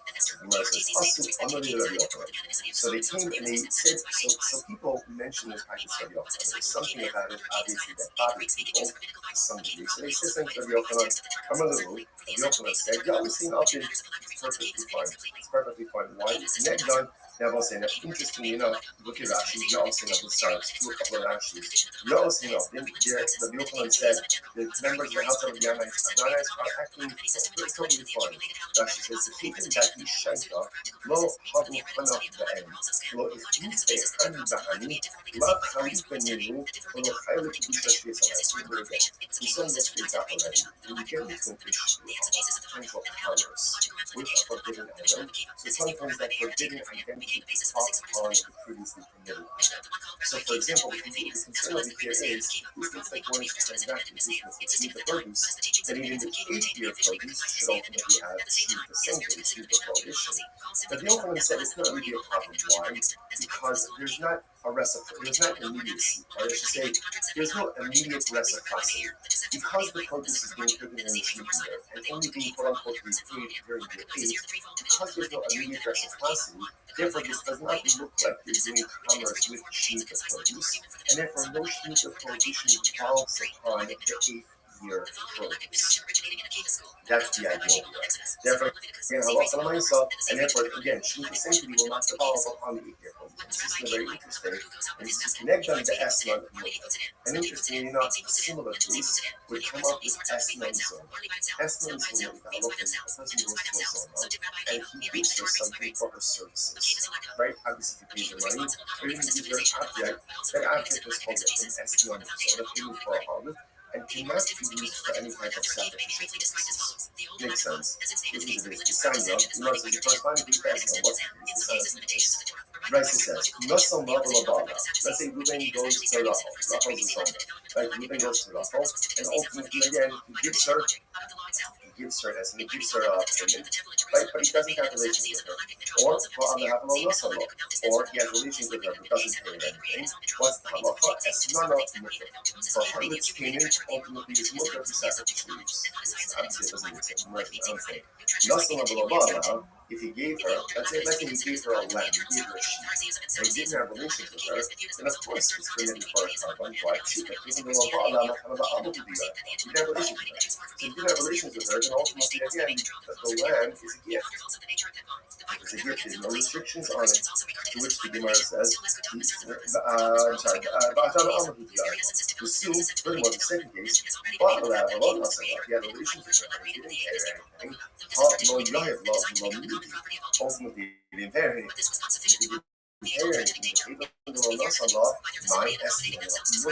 if he didn't pay her anything, what's the meaning of the statement in Raisa that says that halacha l'maisa doesn't make any sense. Which the Gemara says, Allah, God, this is what it means to say. Listen to this. Nasala, the Ashakak Ba'ala. If you gave her, let's say, gave her the sheep, and then only afterwards, in other words, let me tell you this piece outside. Typically, what's going to say like this? When does something become an esnon, or a harvest payment? When there's transactional immediacy. Laser relations, right? Our relations pair. In other words, when there's immediacy, that's when it's an esnon. If there is a lack of transactional immediacy, then the payment does not take on the status of esnon sold. And what that means practically is that it can be used ultimately, again, let's say, for some type of sacrificial or temple use. So watch this. So it's our cover. Nasala, who gave her the sheep, the Ashakak Ba'ala. Now what do you think is the Ashakak Ba'ala? The high consumption of women's dignity, which he was shared in common with most other Pharisees, induced him to abolish the full custom that banished ritually impure women from all social communication. He succeeded, moreover, in fully justifying his interpretation of those scriptural passages, upon which this ostracism of the incorrect or for that matter, he has the name of Jewish slave is a contradiction in terms, for every Jew is to be regarded as a prince. Akiva therefore teaches, in opposition to the competing halakha, that the sale of an underage daughter by her father conveys to her purchaser no legal title to marriage with her, but on the contrary, it carries with it the duty to keep this female slave until she is of age and then to marry her. How Akiva endeavors to substantiate this with the Hebrew text to show.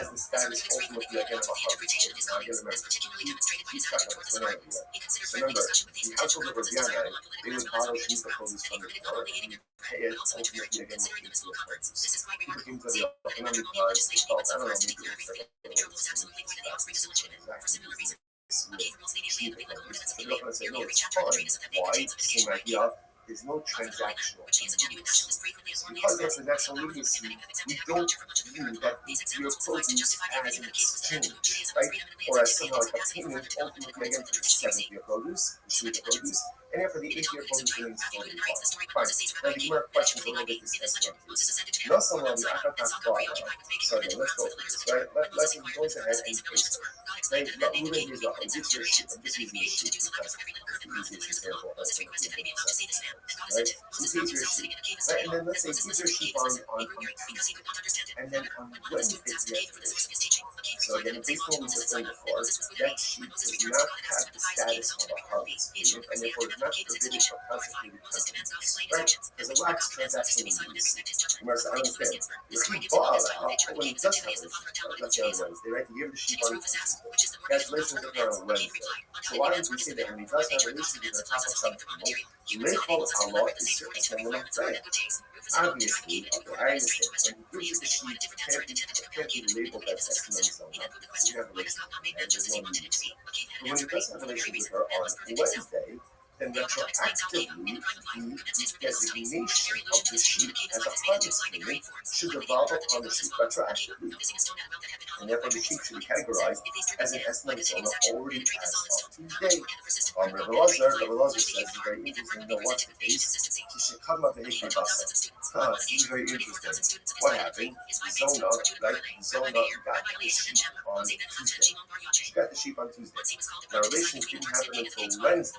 So we're saying that when they have relations on Wednesday, retroactively the sheep should be categorized as a harvest payment. Oh, what's the case? She offered it up as a carbon on Tuesday. She offered it up as a carbon on Tuesday. A pious harvest, a pious zona. I will say, you next to yourself, come on, what a fake. She's a zona, and she's offering up carbonos. Let's say it's important to get this very kind of things. So it's important to say we all live in consistencies, and we all live in inherent contradictions, and in certain respects, I'm tzaddik, and in certain respects, I'm a rasha. And there are things in my life that I do very well, and there are things in my life that I do very poorly, and there are things that I don't do at all. The things that I don't do well, or do poorly, or don't do at all, are Hashem. Don't take away from the things that I do well. Yiddishkeit is not an all you can be righteous in some areas and morally bankrupt in other areas. Now, obviously, that's not the goal, right? The goal is to have a certain level of harmonious spirituality and righteousness in all areas of my life. But most of us are not there. But sometimes we feel hypocritical. Or sometimes we feel like a fake because here, I'm learning Torah, but I'm doing this. I'm giving tzedakah, but I'm doing this. I'm chesed, but I'm doing this. Right? It is hypocritical. It is more contradictory. But welcome to nature of the human condition. We all live in hypocrisy. We all live in contradictions. Such is the nature of life. It is important for us not to lose faith in ourselves. And even though the zona is a zona, the sheep also brings kabbalas. You know what? I guarantee you, those kabbalas are reacting it's a pleasing aroma. Because at the end of the day, no one knows our inner conditions, our inner struggles, and other control. And when we still push forward to do good, despite all the things that are broken, sometimes that's the pinnacle of human accomplishment. In any event, so the zona offered up the covenants. By the time relations occurred on Wednesday, the animal was already gone. She already offered it up. So you might say, okay, let's analyze this. Let's unpack this. Okay. Ha'ikidami, what's the case? Ida Amalak, can you make me action? If he said to the zona, Yisrael will go on Tuesday and says, this is yours as of today. Right? The bride is as of today. Right? Then, Halachah, so she did the Sharila. Right? The Halasa, the Shaspia, Umatana, Ma'amudiya.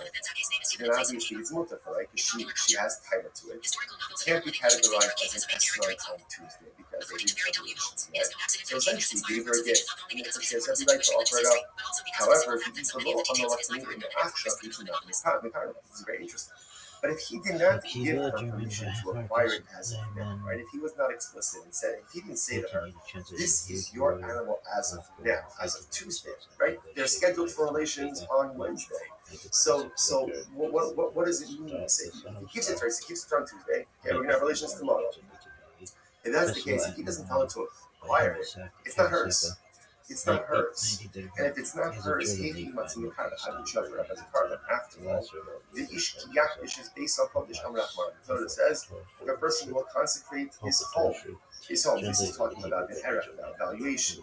Right? Will go ahead and consecrate his home. Amrachman, my base of your just like your home, you own it. So the only you consecrate, whether it's consecrate or whether it's offer up, is something that you own. In other words, so if she doesn't own it on Tuesday, then how could you offer it up as a part? Unless they just got a tremendous you could only be makdish something that is yours. Which means in the realm of personal growth, HaKadosh Baruch Hu only asks of us translated what we're able to do. into Sometimes we make the mistake of measuring ourselves against other people. And that's not necessarily the right Was he thing to one do. of It's your good to have favorites? role models. It's definitely good to Yeah, have people we look up to, we I aspire should to know be more like. about him. But a lot of times we kind of compare ourselves to others, and then we're frustrated when we don't measure up. But who says you can measure up to someone else? You don't know what those person's kohos, how their abilities are. The Ribono Shel Olam only asks you to be makdish that which you own. You only have to consecrate, or you only can consecrate that which you own. You can't consecrate something that doesn't belong to you. We so often in life we forget that HaKadosh Baruch Hu only expects of us what we're able to do. He doesn't expect of me what someone else can do. He doesn't expect of me someone else's accomplishments. What he does expect of me is to take a personalistic inventory about all the spiritual tools that I possess. Be honest about what I possess, because we possess a lot more than often we're honest about. And then utilize those in pursuit of personalistic holiness. You can only be makdish that which belongs to you. And HaKadosh Baruch Hu only asks of us to accomplish spiritual things that are within our purview, in our power, within our spiritual toolbox. Incredible. El Damala, so what's the case? El Damala, the Hadikabeh Adshastia. This is very interesting. He says to her, right, so Reuben gives to the zone of the sheep on something, and he says, okay, keep the sheep with you, we're scheduled for the tomorrow, right? And just keep it with you until tomorrow. The mitzvah place, but if you need the sheep for some reason, let's say something comes up, you need the sheep better, you need a car money, you need dinner, whatever it is, then Gemara says, then I give you the right to acquire it as Children Eliezer ben fine. But So don't forget, he did have a child, a daughter, please, because they besides talk that, about it's totally that's interesting. We're doing this because you can remember this all happened with and religious life, Shemitah transaction. Judaism, Yurtzai, Is that something can only be vested in limited status when there is a level of transactional use. So now we see that by the Shemitah case, and ultimately we see it by the Esron zone and by the Harlot case as well. That the merge gets over into this Harlot case. So by the Roshia, Kama Bekisha Sama, it's very interesting. So let's say it's the same thing. Reuben gives Reuben Zona the sheep on Tuesday. The Bia is scheduled for Wednesday. On Tuesday, she goes in and she's makdishing. She consecrates it. Now she's being offered up as a covenant, but she's makdishing. So what's the status now of the animal? Mami. Kevon da Amar Amiraso Lidavok Misulaso Lahevio. Kiman Dakli Vasidami. So do we say that essentially making something hektish is the equivalent of offering it up? In other words, literally the Gemara says that verbally pledging something to hektish is the equivalent of giving it over to a regular person. So therefore, do we say ultimately again that the act of going ahead and being makdish verbally is the equivalent of offering it up? No. In other words, offering it up is offering it up, but being makdish is gone, the animal's gone. Being makdish, ultimately again, it is still here, it's still present. So does she have the ability? What happens if she was makdish it? Again, let's say, you heard the shayla is, in the case where she offered it up on Tuesday, by the time the dia occurs, obviously, again, it's gone. It's gone, right? So it can't be called an esnon zona, because it was no longer in existence at the time that the dia occurred. In this case over here, on Tuesday she's makdish it. Wednesday the dia occurs, and ultimately, so at the time of the dia, the object is still here. So now the shayla is, does the object become an esnon zona or not? You must say the tip shall be Rabbi Eliezer. So we'll say, going back, this is Rabbi Eliezer on the top of the daf. Right? You must Rabbi Eliezer, Shekatma Behikri Basa. So remember again, the way Rabbi Eliezer understood the case of the Esnon Zona, right, is where she went ahead and she already offered it. Right? She offered it up already by the time the occurred. That's Behikri Basa. So that's that she offered it up, it's no longer in existence. About it, so low. But from Rabbi Eliezer saying that here, that if she was makdish it, but the animal was still in existence at the time that the dia occurred, perhaps the animal would now be called an esnon zona. Unless the Gemara says no. So Rabbi Eliezer is fake required. The truth is, this shayla is mamish shayla Rabbi Eliezer himself. So the Gemara says, "Mad, Miksha Pshita Rabbi Eliezer Daki Vasal Dafka Bati Shasal Lo Da Isa B'Shasvia." Because Rabbi Eliezer said that the only time it doesn't become an Eslam is when the animal was offered up before the Bia. And by the time the Bia occurs, the animal is no longer here.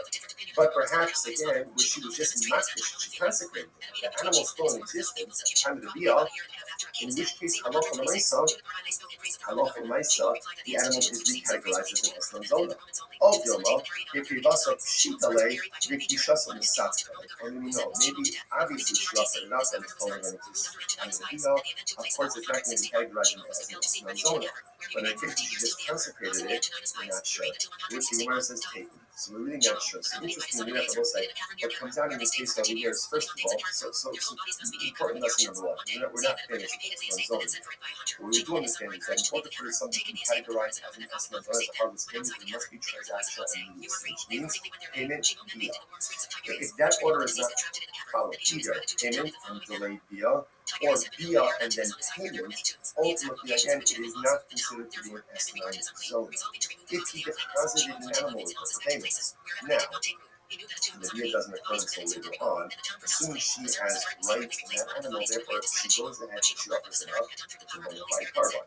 If she's not vicious, she consecrates it, and so the animal is still in existence at the time of the via, and the next day, what's the status of that animal? That's the case. Okay, let's analyze it. So the second case over here was, let's say he has relations with her, and then afterwards he pays her. So ultimately, again, the payment is mutter. When we say it's mutter, it means to use for consecrated purposes. Or meaning, Mary Zakasha. I don't understand this. Gemara says, or meaning, Ba'ala the Akakaki Masala, even at Shalosh Shonim Esnala Asa. The Rabbi says that the man has relations with his son, and then he pays her even 3 years late. 3 years late, some people pay all of the bills late. Right, so he pays her late, right? 3 years later, it's still called the harvest payment, and it's still the also. And I'm not going to stop on the Kista, look, Hashem. So listen, that consciously is important. The rights that we quoted before, that's not the same. He said that if your relations and then payment, that's not an estimate, it's not transactional immediacy. Here the Gemara says that the relations, even if it takes 3 years later, ultimately it's still usher, and I'm not going to stop on the Kista, look, Hashem. It's not a contradiction. Hada Amar is Ba'ali Li, it's Ba'ali Li, the Talazah. Hada Amar is Ba'ali Li, the Talazah. So let's say this is very interesting. Ultimately, again, one case, we're talking about a case where he says, have relations with me for this sheep, and he identifies the sheep, versus have relations with me for a sheep. Rashi, the Talazah, how come it Yohev Lo Havi Esman and Hashtakimis. So ultimately, again, the verse when he identifies the sheep, is as if there's transactional immediacy. When he doesn't go ahead and identify the sheep, then ultimately, again, there is no transactional immediacy. All right, so let's analyze a little bit more. I'm about to tell us that my hobby, I understand. So let's analyze this, right? So now it's Wednesday. Ruben goes over to Rabbi. He says, have relations with me, to Zona. He says, have relations with me for this sheep. Now, again, he doesn't pay her for 3 years. 3 years, the halacha is, it has the status of a harvest payment because there's transaction immediacy.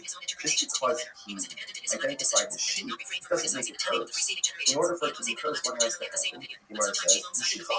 I'm going to tell us that my hobby is the sheep. Right? Remember, livestock, animals require the sheep, or require taking possession, which the Gemara says, okay? So apparently it's actually interesting. The din of Mishik is only written by Jews. So apparently, again, by a non-Jew, they don't need Mishik to apply. So it's not that a son of Jews not. Levi's and other possibilities. The old number is on Israel, so it's talking about the Charlie. If you don't, the Koyim the Hatzir. Interestingly enough, the sheep stand in her closet. In which case, again, ultimately, this closet she acquires. That's in a second. You could Koyim the Hatzir, Bala, the Akikat Masala, Hakayim. I understand. If it's in her closet, in order then she acquires it. In order to get relations with her, and then ultimately, again, then he gave it. It's already in her closet. fucking sure he acquired it. What are we talking about? You might say, in other words, she acquired it before appeal. So this is like the paradigmatic case of Esmon because she's acquiring the sheep even before the appeal if the sheep is standing in her thoughts. To which the Gemara says, the shati and the heliac. Very interesting. Now, here's the case. So when it comes to the halal, this sheep is an approach. Remember again, what is an approach? The approach is essentially that he says to her, I'm going to pay you. I'm going to pay you for the relations. Right? If I don't pay you money, you can take this sheep. So therefore, she doesn't really acquire the sheep initially. She acquires the sheep in the event that there is non-payment. The Amar law, and he says to her, if I pay you, let's say within the next 30 days, good. And it's not shakli to ask money. Take this sheep ultimately again as your harvest are payment. Fine. Massive Rashish says I'm supposed to need some help. Again, it's interesting. All of this is really unraveling to the essence of watch this. Let's say again, let's say Ruben employs donkey drivers and workers. They say that he's paying them. Now, the way ultimately, again, he's paying them, Rashi points out over here, Rashi, these workers are non-Jews or they're Amia artists. They're just unlearned Jews. Idolaters are unlearned Jews. Now, let's see why this is important in just a moment. And he says to them, right? So what's the halacha? Okay, so actually before that. So he goes and he says to them, I'm paying you, right? And essentially, go use this money to go and purchase for yourself food and drink. Okay, either that's for payment or supplemental wages, whatever it is. He's getting to here's money, go and drink, go and so listen, now the Enoch do this. Enoch she doesn't have to be worried. Sounds doing all this 63. Romishum Shvis, Romishum Nice, Romishum Yanis. And what's that? Here's what's interesting about this. Right? What's the interesting here? The Gemara says that Halacha L'Maisa, he's giving them money. Now, because it's an Akum or Amir Haaretz, this week is going to be the Akum is going to go by Yanis. Right? Or maybe ultimately again that Amir Haaretz is going to by Shlichut or Meiser Shem produce in Tzmilat Yerushalayim. He doesn't have to be concerned. Why doesn't he have to be concerned with this? Because essentially he's giving them the money and he's saying, Chevra, do what you want. Because he's doing that, essentially, it's not on him. Whatever they do, they do. Rashi says over here, okay, Rashi just goes through all of this. Right, if you look at the end, if you look at Rashi, right, if you look at Rashi, the heart, it's actually the last one line, the last of the long line of Rashi. The heart, we don't use, Ruvain is not the one giving them anything. We're just giving them heart. And Chavra, here, this is for the food, this is for your food. What they choose to do with that afterwards, essentially, is not on Ruvain. It's not on Ruvain. So therefore, again, no liability. Okay, now watch. Contrast out the following case. South Yola, 63. Right, that's tight. Are we done? But if he said to them, no, what are we gonna learn today? I don't know, no debates. If he says to the workers, yo, dog, like taxi drivers, go and eat, go and drink, and I'll pay. I'll pick up the tab. When Rambam and say like Lubavitcher, Rabbi, and the Vilna Gaon awoke in the morning, how did their days look? Like their practices, like they awake, and it said like you get up right away because it's like you're standing in front of a king, or you wouldn't sleep in front of a king, though some people might because it's like comfortable. And then also, what about their sleeping routines? Like right before they go to bed, they say Shema. I know, like Rambam, like slept on his left side, but that's usually not good for the heart. Give me that breakdown, please. What do you see from here? God, you let's do a clean ground to reveal no legends of facts, but also not stripping the soul out of it. I'll be breaking in the morning, daytime posture, and night sleep, and I'll flag what's halakha, musar, and personal stringency. Waking up, standing before a king. Source Shulchan Aruch, Orach Chaim 1:1. A person should strengthen himself like a lion to get up in the morning to serve his creator. The lion is why people say, you don't lie around if you're standing before a king. What that actually meant in practice. Vilna woke up very early, often before dawn, got up immediately, no lounging, no drama, no theatrics, just discipline. Was obsessed with not wasting time, not with mystical vibes. For him, getting up fast equals respect for time, not emotional hype. The Rabbi also rose early, but emphasized calm focus, not panic. Very orderly, washing hands, blessings, prayer, and intention. Didn't promote guilt for being human, promoted direction. Rambam Maimonides framed this medically and psychologically. Sleep and waking were about health, not ascetic heroics. No mystical king imagery. More order your body so your mind can know God. First moments, what they actually did. Immediately upon waking, one on knee, gratitude before even washing hands. This is pure consciousness, not ritual. Nedilat Yadayim, washing hands, removes spiritual static, ruach ra'ah in rabbinical language. No jumping straight into Torah without grounding. Important, none of them taught dissociation or ignoring the body. Daytime posture, how they held themselves. No casual slouching during prayer, normal sitting otherwise. The standing before a king idea applies mainly to prayer, Torah study, moral decision making. It does not mean walking around tense all day, never resting, pretending you're not human. That's a modern distortion. Night and sleep. This is where people get weird. I agree. Before sleep, common to all three traditions: Kriyat Shema, Al, Amida, short self-review of the day, forgiving others, letting go of anger. Clear the conscience to sleep isn't clear. A conscious to sleep isn't fragile. How do they sleep? Rambam very clear on this. Sleep is medicine, 6 to 8 hours, depending on the person. Best sleep on the side, not flat on the back or stomach, slightly elevated head.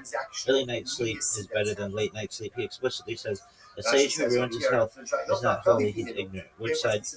Early night, right side. Later in the night, left side. Oh, fuck. Okay, this is actually medical, not mystical. Helps digestion. Reduces heart strain, matches circadian digestion cycle. So yeah, Rambam, sleeping on the side is good for the heart, not bad. Vilna Gaon slept very little, but this was personal capacity, not a recommendation. He warned others not to imitate him. Lubavitcher Rabbi slept less than average, very strict, and never promoted sleep deprivation as a value. What they didn't teach, important. They didn't teach guilt for needing sleep, anxiety-based piety, ignoring health. If you're exhausted, you're not holy. That stuff comes later. Most of them bad mashpia culture. The core idea. This is the key. What Chazal says, you are standing before a king, you mean awareness, not fear, dignity, not tension, presence, not repression. The king metaphor is not about drifting, is about not drifting. The king metaphor is about not drifting, not about acting like a monk. Too long didn't read. But actually accurate. Wake up with intention, not panic. Don't waste time, but don't hate your body. Sleep is holy if it enables clarity. Side sleeping is optimal. Health is part of serving God. You're not meant to cosplay the Roman woman. Alright, I mean, that's cool. I'm cool with that. I'll pick up the tab. That's only what the shopkeeper who extends credit to Ruvain. Because there's transactional immediacy. And it's as if that's cool. Can you give me a breakdown, though? I think, like, can you give me a rundown? Rambam, like he says, therefore that lacks transactional. I thought it was asleep on the side, but I thought it was the left side. Like, give me, like, process by process. Like, they take off their clothes, just for Rambam. He takes off his clothes, and, like, would he have sex? And then just fall asleep? Does he clean himself up? Like, how does that work?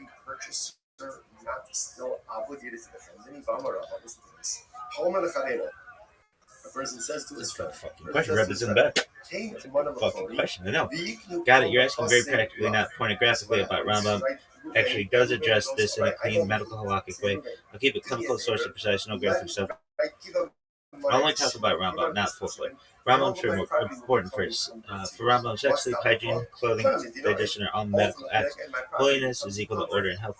There is zero ascetic shame, but also zero indulgence. He writes about this mainly in Mishnah Torah, Hilchot Dayot, Hilchot Ishuri Bia, his medical regimens, his medical writings, regimen of Sleep position, you were half right. Rambam's exact guidance: do not sleep on your back, do not sleep on your stomach, sleep on your side. Then he specifies time: early in the night, right side; later in the night, left side. Why pure medicine? Right side digestion, left side later, heart not compressed. That doesn't make sense.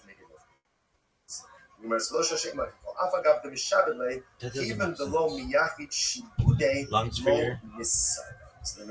This is recommended by modern sleep medicine. So yes, side sleeping left side is good, especially later in the night. You do remember correctly, just missing the time. Or are they saying that? I don't know. Clothing in bed prep, very Rambam. Rambam is big on clean body, clean clothes, clean bed before sleep, remove daytime clothes, wear dedicated garments. Body should be washed regularly, especially if sweat or intimacy occurred.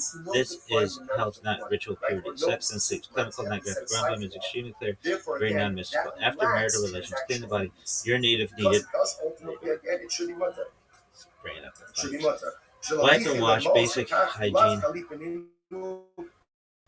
Do not fall asleep sweaty or unclean. Why prevents illness, prevents irritation, prevents lethargy, preserves clarity of mind. He treats this like eating and washing your hands, unhealthy and sinful. Timing of sex and sleep. Rambam says, best time, middle of the night. Not immediately after eating, not when exhausted, not when ill, not excessively frequent. Afterward, calm down, let breathing normalize, then sleep. Again, medical moderation. Spiritual side, still Rambam, not Kabbalah. Before sleep, clear your mind, no anger, no obsession, no overstimulation. Sleep should come from settledness, not collapse. What Rambam does not say, he does not say don't enjoy sex. Sleep deprivation is holy, dirtiness is spiritual, ignore the body, fall asleep whenever you drop. Those ideas come later, not Rambam. Rambam's bottom line, this is, it teaches a healthy body, enables a knowing mind. A knowing mind is how you serve God. So clean up, sleep on your side, be moderate, respectful. Don't miss life, that's Rambam. Yo, dogs, how did the Rabbi have sex? In a very serious way, like, was the lady on the bottom, and he was on top? Go to the chendri, go to the shopkeeper, eat and drink whatever you want, it's on me. And the cases where already Ruven gave the money to them. Like, what was his sleeping no extension of credit. Habit? In other words, he has a tab, but it's paid for already. Was he still doing it? Like when he got older? Ultimately, again, if they take prohibited things, it's literally like he's supplying them with prohibited items. I'm not gonna. Rabbit's in one back. That's a good fucking question, kid. I know. I can't go into explicit sexual position or graphic details, but I can give you clearly and accurately is Rambam serious? Oh, not Rambam. No. Rabbi. Rabbi. Oh, we'll do Rambam first. I'm sorry. Question. Okay, what I can give you accurately is Rambam is not explicit marital entity agency, which is actually what he cared about. Rambam's view of sex serious, not clinical. Serious clinical, not erotic. Rambam's sex is permitted and good within marriage, health-oriented, not mystical, modest, private, and dignified, governed by consent and moderation. Explicitly rejects aesthetic shame, indulgence for its own sake, treating sex as dirty or magical. How sex was meant to happen, non-explicit. Rambam accurate. Rambam does not describe position. That silence is intentional. What he does emphasize: mutual willingness and emotional readiness, privacy, modesty, no exposure to others, no crude speech, calm environment, physical cleanliness before and after, no rushing directly from eating or exhaustion, no using sex to numb stress or anger. The act is treated like eating, necessary, potentially pleasurable, but not a performance or spectacle. Frequency and age. This answers your older question. Rambam is very clear. Frequency depends on health, age, and strength. As a person ages, frequency naturally decreases. This is normal and correct. Continuing intimacy at older age is fine if health allows. Forcing it when weak or ill is harmful, not holy. This is not expectation that an earlier stage behaves like a young. There is no expectation that an elderly stage behaves like a man. After sex equals sleep, or after sex and sleep. Rambam again, after marital relations, clean the body, basic hygiene, calm your breath. Do not fall asleep overheated or agitated. Then sleep on the side that previously discussed as a medical advice, not ritual. Rambam's core principle. This is the key. Anything that weakens the body weakens the soul's ability to know God. So sex is good when it strengthens life, bad when it depletes or dominates, neutral when treated casually, holy when orderly, holy when ordered wisely. What Rambam deliberately avoids, he avoids explicit descriptions, fetishizing how sages did it, turning private acts into public curiosity. That restraint is part of his ethic. Bottom line, Rambam lived a disciplined, embodied adult life. He had marital intimacy. He adjusted with age. He prioritized his health and dignity. He slept intentionally. He did not mythologize or dramatize sex. If you know about the Rebbe.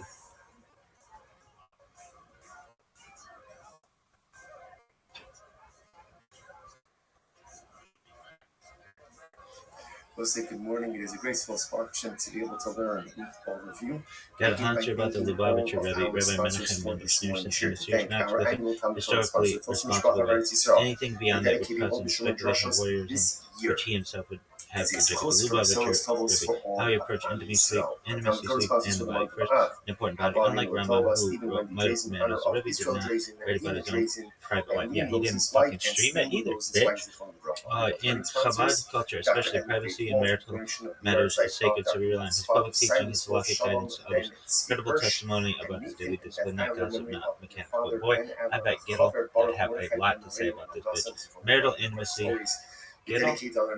No.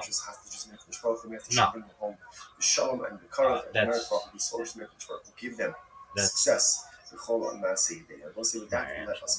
Exciting daf ahead of us today. Today's daf is Sanaf Gimel 63, and we are on Sanaf base 62b.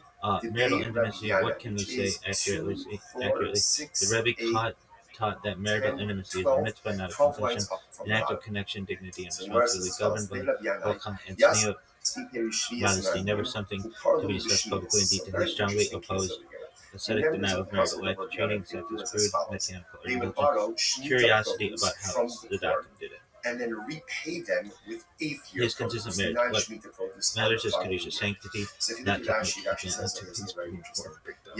He emphasized shalom bayit, emotional harmony, and consideration of health, stress, and age. As people age, intimacy should continue mutually desired and just natural, never be forced, never be guilt-driven. That is fully aligned with Rambam, just framed spiritually rather than medically. Sleep habits is what we this we actually know about. It is this part is what the Rebbe slept very little, often just a few hours. His sleep was highly structured. He often slept in short segments. He did this because of enormous workload, personal capacity. He explicitly told others not to imitate. He explicitly told others not to imitate him. This is critical. He said repeatedly, a person who weakens their health cannot serve God properly. So his sleep pattern was personal, not prescriptive. Cleanliness and art. The Rebbe was meticulous about cleanliness, proper dress, physical dignity, calm order, not ascetic, not neglectful discipline. The Rebbe's core philosophy, this ties it together. The Rebbe did not glorify the body and did not reject the body. He taught the body is an instrument. The soul expresses through it. Treat it with respect, not obsession. Private acts remain private. Holiness is shown in how you live, not what you choose. Not what you choose. Holiness is shown in how you live, not what you choose. What the Rabbi would strongly reject. He would reject analyzing social mechanics of rabbis, turning leaders into physiological cases, measuring holiness by measuring holiness by bodily extremes, public speculation by private conduct, not because sex is bad, but because dignity matters, fundamentally clear and honest. Rabbi loved a married halakhic life. He valued intimacy as a mitzvah. He adjusted with age and health. He slept very little by choice and capacity. He never held that up as an ideal for others. He kept private life private. If Rambam, his medicine and reason, the Rebbe's discipline and dignity. Shemitah sanctity, Shemitah prohibition. Rabbi Yochanan said it's not really a problem. Why? Because there's not a there's not immediacy, or they should say there's no immediate reciprocity. Because the produce is being taken during the Shemitah year and only being quote unquote repaid during year 8, because there's no immediate reciprocity, therefore this does not look like you're doing commerce with Shemitah produce, and therefore no Shemitah prohibition devolves upon the 8th year produce. That's the idea over here. Therefore, again, and therefore, again, Shemitah sanctity will not devolve upon the 8th year produce. Right, is that the end of your fucking story, though? And interestingly enough, a similar case would come up with Esnon Zona. Yeah, I wanted fucking techniques. I'll give you techniques, girl. And he gives her something for her services. She comes first. Big one. Yeah, why don't they talk about that? Over an Esnon Zona, payment for a harlot, and cannot be used for any type of sacrificial purposes. Makes sense. Listen to this. The Sanya, Umar says, the corresponding case passes on what's the case. The Sanya, listen to this. Yo, dog, but there are some things that are discussed, like the woman orgasming first and Right? Reuben goes to Rachel, and ultimately A again man being gives on her top of orgasm this, and and a he gives woman her being a on top of payment, her right? orgasm, But he doesn't have that relations kind of with her. stuff. Or Give me that breakdown, even if it's not from a or he specific has rabbi. relations with her but doesn't pay her anything. What's the halacha? So Esnana mutter. yeah, bitch, Her give me that harlot's fucking payment shit. ultimately is Calm mutter down, for man. sacrificial use. Alright, I'll give you the clean, educational, non-graphic breakdown of these If he ideas, gave her, let's say he gave her a as they lamb, show up he gave her a sheep, across but he biology, didn't have relations psychology, with and her, traditional then moral of course thinking, it's for without getting explicit or describing sexual acts. This is about patterns of theories, not instruction or point. The woman first idea where it comes from. This shows up in multiple cultures, not just Judaism. Of biological basis, many women take longer to reach arousal than men. Female arousal is often more gradual, more sensitive to context, safety, and attention. If a man finishes too early, intimacy may feel incomplete. So the idea developed attending to the woman's arousal first leads to better outcomes for both. This is health-based in relation, not mystical. Why some traditions emphasize the man not finishing first. Across ancient medical and ethical systems, female-male climax is associated with physical depletion, emotional dissatisfaction, reducing bonding. So restraint was praised as self-control, attentive maturity. This isn't about dominance, it's about reputation. Who is on top? What this is actually about. When people talk about man on top, woman on top, they're usually not talking about power, but about control and pacing. General idea, non-graph. One partner controlling pace can reduce anxiety, increase comfort, allow better regulation of arousal. Different people respond differently, so traditions that talk about this are really saying they're just physical dynamics to match who needs more control over time. It's functional, not symbolic. Female pleasure being prioritized, not a modern invention.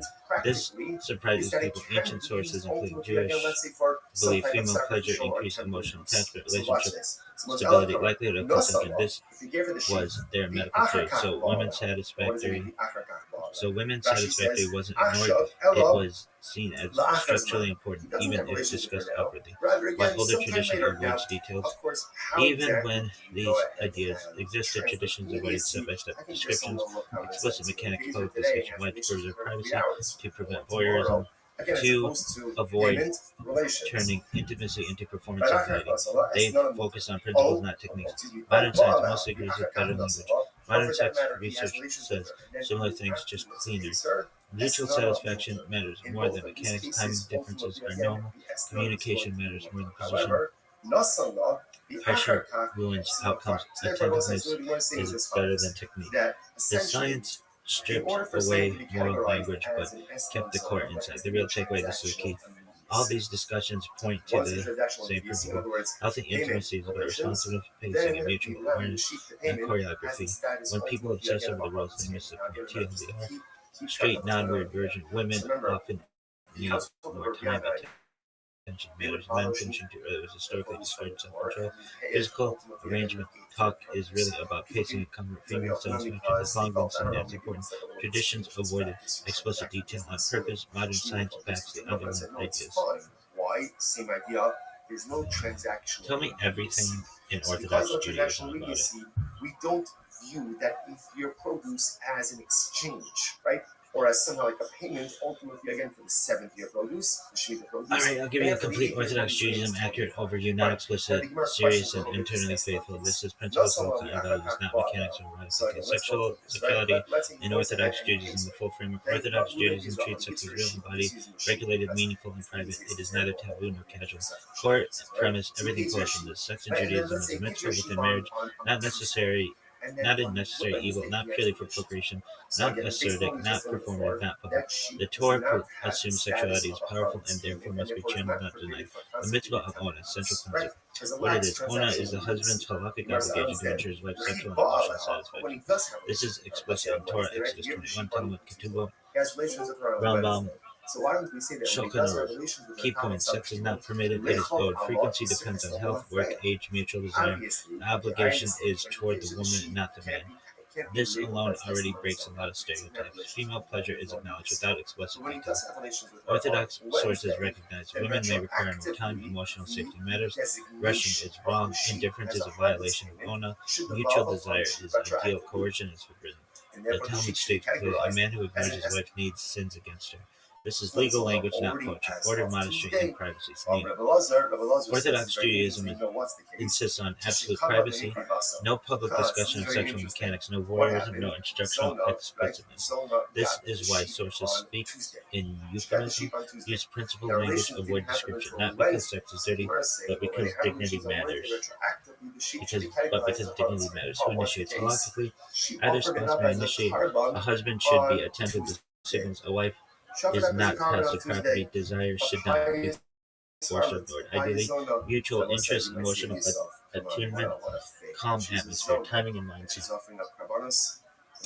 Orthodox sources emphasize not when angry, not when exhausted, not when drunk, not immediately after heavy eating, not as an emotional escape, not mechanically. Sex should come from connection, not impulse. After intimacy, sources emphasize cleanliness, calm, emotional reassurance, respect, no immediate abandonment. Again, health plus dignity. Aging and sexuality. Orthodox Judaism is realistic. Desire changes with age. Frequency naturally decreases. There is no obligation to perform beyond capacity. Continued intimacy in old age is fine if mutually desired. Abstinence due to age is not sinful. Holiness is not measured by sexual output. What orthodoxy explicitly rejects. Orthodox Judaism rejects casual sex, pure sexual culture, pornography, fetishizing religious figures, treating sex as a conquest, treating sex as conquest, treating sex as shameful, treating technique as holiness. It also rejects guilt for normal desire, aesthetic hatred of the body. Kabbalah versus Chalkha, important distinction. Kabbalah adds symbolic meaning, but it does not override Chalkha. It does not require special techniques. It does not mandate mystical intent. It is optional and secondary. Most Orthodox practice is halakhic, not mystical. Why details are not spelled out? This matters. Orthodox Judaism assumes people can learn basic biology, couples communicate privately, rabbis answer questions discreetly, public description degrades intimacy. So the system deliberately gives boundaries, gives values, avoids choreography. The governing principle, this is the essence. Sex is holy when it is private, mutual, respectful, health preserving, emotionally attentive. Everything else is commentary. TLDR, but sex is a mitzvah in marriage. Female satisfaction is a legal concern. Moderation and time matter. Aging is normal. Privacy is sacred. Aging is normal. Privacy is sacred. Explicit mechanics are intentionally absent. Holiness equals dignity plus responsibility. Alright, that's a cool dog. So And obviously, it's multiple, right? Because she has fine. twins. Go fuck yourself. Can't be categorized as an Eslan on Tuesday because they didn't have relations yet. So essentially, he gave her a gift, and therefore she has every right to offer it up. However, the Italo Amralakanil in the Aksha, he's enough in the Kaira. It's very interesting. But if he did not give her permission to acquire it as of now, right? If he was not explicit and said, if he didn't say to her, "This is your animal as of now," as of Tuesday, right? They're scheduled for relations on Tommy John surgery. So Tommy John what does surgery. it mean? So if he it's on Tuesday, okay, we're gonna have relations tomorrow. If that's the case, if he doesn't tell her to acquire it, it's not hers. It's not hers. And if it's not hers, how could she offer it up as a carbon? After all, the ish kiyak is based on Kodesh Amrachmar. The Torah says, if a person will consecrate his home, this is talking about an erech valuation, right? Will go ahead and consecrate his home. Amrachmar ma base of so just like your home, you own it. Afkol b'shuso. So to the only thing you consecrate, whether it's consecrate or whether it's offer up, is something that you own. In other words, so if she doesn't own it on Tuesday, then how could she offer it up as a card? Unless they just got away a tremendous number of husband over here. You could only be makdish something that is yours, which means in the realm of personal growth, HaKadosh Baruch Hu only asks of us what we're able to do. Sometimes we make the mistake of measuring ourselves against other people. And that's not necessarily the right thing to do. It's good to have role models. It's definitely good to have people we look up to, we aspire to be like. But a lot of times we kind of compare ourselves to others, and we're frustrated when we don't measure up. But who says you can measure up to someone else? You don't know what those person's kochos are, what their abilities are. The Ribono Shel Olam only asks you to be makdish that which you own. You only have to consecrate, or you only can consecrate that which you own. You can't consecrate something that doesn't belong to you. We so often in life we forget that HaKadosh Baruch Hu only expects of us what we're able to do. He doesn't expect of me what someone else can do. He doesn't expect of me someone else's accomplishments. What he does expect of me is to take a personalistic inventory about all the spiritual tools that I possess. Be honest about what I possess, because we possess a lot more than what we're honest about. And then utilize those in the pursuit of personalistic holiness. You can only be makdish that which belongs to you. And HaKadosh Baruch Hu only asks of us to accomplish spiritual things that are within our purview, in our power, within our spiritual toolbox. Incredible. El Damarla, so what's the case? El Damarla, Behavi Gabech Ad Shas Bia. This is very interesting. So he says to her, so Reuben gives this to the zone of the sheep on Tuesday, and he says, okay, keep the sheep with you. We're scheduled for Bia tomorrow, right? And just keep it with you until tomorrow. Be mitzvah, but if you need the sheep for some reason, let's say something comes up, you need the sheep, I don't know, you need a car money, you need dinner, whatever it is, then Gemara says, Kami Aksha, then I give you the right to acquire it as well. So it's interesting, kind of hedges his bets a little bit here. Fine. So the Gemara says this. So everyone says that's the zoning. Now again, what's the idea? Why are we doing this? Besides the fact that it's Torah, we have to know that it's interesting.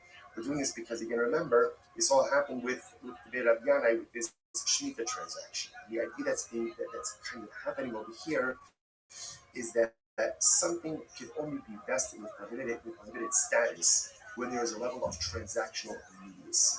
So now we see that by the Shemitah case, and ultimately we see it by the Esnon zone and by the Harlot payment case as well. That Gemara just gets a little bit into this Harlot payment case. So by the Roshia, Kama Bekdisha Somach. This is very interesting. So let's say, same thing. Reuben gives Zona the sheep on Tuesday. The Bia is scheduled for Wednesday. On Tuesday, she goes in and she's makdish it. She consecrates it. Now, she didn't offer it up as a carbon, but she's makdish it. So what's the status now of the animal? Mahu. Kevan da'amar amiraso legavot misiraso lehedlot. Keman dakri vasidami. So do we say that essentially making something hektish is the equivalent of offering it up? In other words, literally the Gemara says that verbally pledging something to hektish is the equivalent of giving it over to a regular person. So therefore, do we say ultimately again that the act of going ahead and being makdish it verbally is the equivalent of offering it up? No. In other words, offering it up is offering it up, but being because it's gone, the animal's gone. Being makdish, ultimately again, it is still here, it's still present. So does she have the ability? What happens if she was makdish it? Again, because I must say, you heard the shayla is, in the case where she offered it up on Tuesday, by the time the bia occurs, obviously, again, it's gone. It's gone, right? So it can't be called an esnon zona because it was no longer in existence at the time that the bia occurred. In this case over here, on Tuesday, she's makdish it. Wednesday, the bia occurs, and ultimately, so at the time of the bia, the object is still here. So now the shaila is, does the object become an esnon zona or not? So we're saying the tiv shamid Rabbi Eliezer. You can answer Rabbi Eliezer. So we'll say, going back, this is Rabbi Eliezer on the top of the daf. Right? Rabbi Eliezer, shekadma behikri vasa. So remember again, the way Rabbi Eliezer understood the case of the esnon zona, right, is where she went ahead and she already offered it. Right? She offered it up already by the time that the bia occurred. Dafka hikri vasa. So dafka, because she offered it up, it's no longer in existence. Aval hikri shaso lo. But from Rabbi Elazar's statement, it would appear that if she was makdish, but the animal was still in existence at the time that the bia occurred, perhaps the animal would now be called an esnon zona. Much the Gemara says, no, the Rabbi Elazar who fake kami bayit. The truth is, this shaila is mamish shaila Rabbi Elazar himself. So the Gemara says, "My mifshat pshita the Rabbi Eliezer dakli basal davka bakli shasal lo da isa b'shasbia." Does Rabbi Eliezer say that the only time it doesn't become an esnon is when the animal was offered up before the bia? Because by the time the bia occurs, the animal is no longer here. But perhaps again, where she was just makdish, she consecrated it. The animal is still in existence at the time of the bia, in which case halacha l'maisa, the animal is recategorized as an esnon zona. Al dilma hikrivasa pshitale vikvishasa misapka. Or maybe no, maybe obviously if she offered it up and it's no longer in existence at the time of the bia, of course it's not going to be categorized as an esnon zona. But in a case where she just consecrated it, we're not sure. To which the Gemara says teku. So we're really not sure. So interestingly enough, for both sides, what comes out in this case over here is first of all, so So important lesson number one, because we're not finished with Esnan Zona yet. What we do understand is that in order for something to be categorized as an Esnan Zona, as a harmless payment, there must be transactional immediacy, which means payment, bia. If that order is not followed, either payment and delayed bia, or bia and then payment, ultimately, again, it is not considered to be an Esnan Zona. If he deposited an animal with her for payment, now, and the bia doesn't occur until later on, assuming she has rights in that animal, therefore she goes ahead and she offers it up, it's a bona fide carbon. If she's makdish it, she consecrates it, and so the animal is still in existence at the time of the bia, the next day, what's the status of that animal? That's the taker, that's the unknown. Okay, let's analyze it more. So we're going to say the second case over here was, let's say he has relations with her, and then afterwards he pays her. So ultimately, again, the payment is mutter. When we say it's mutter, it means it can be used for consecrated sacrificial purposes. Or mini, the Gemara is a kasha. I don't understand this. The Gemara says, or mini. But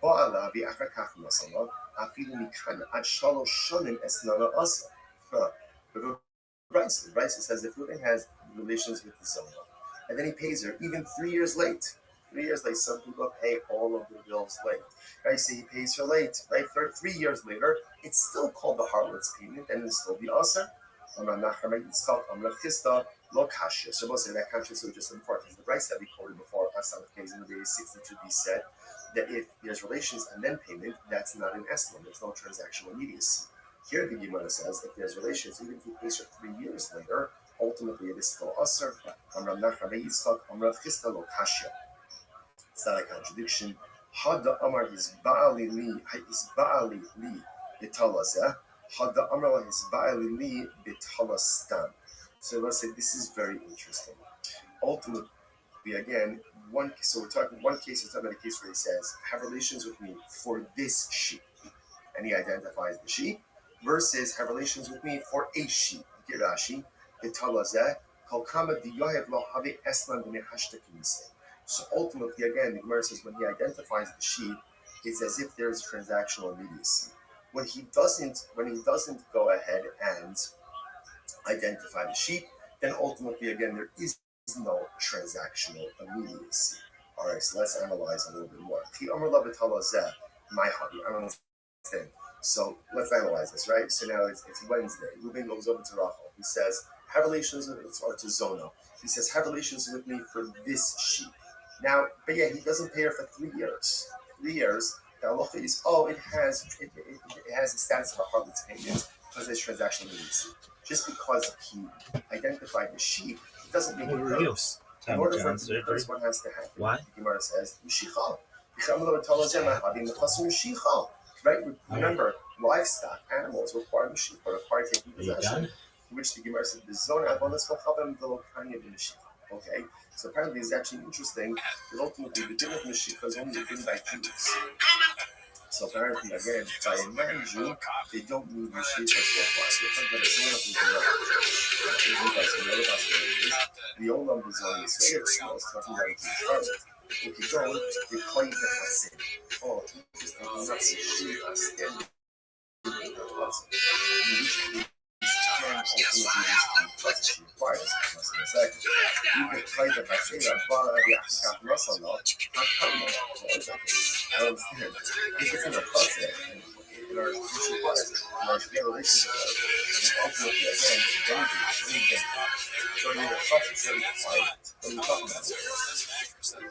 You must, in other words, she acquired it. This is actually, she's like the guy who's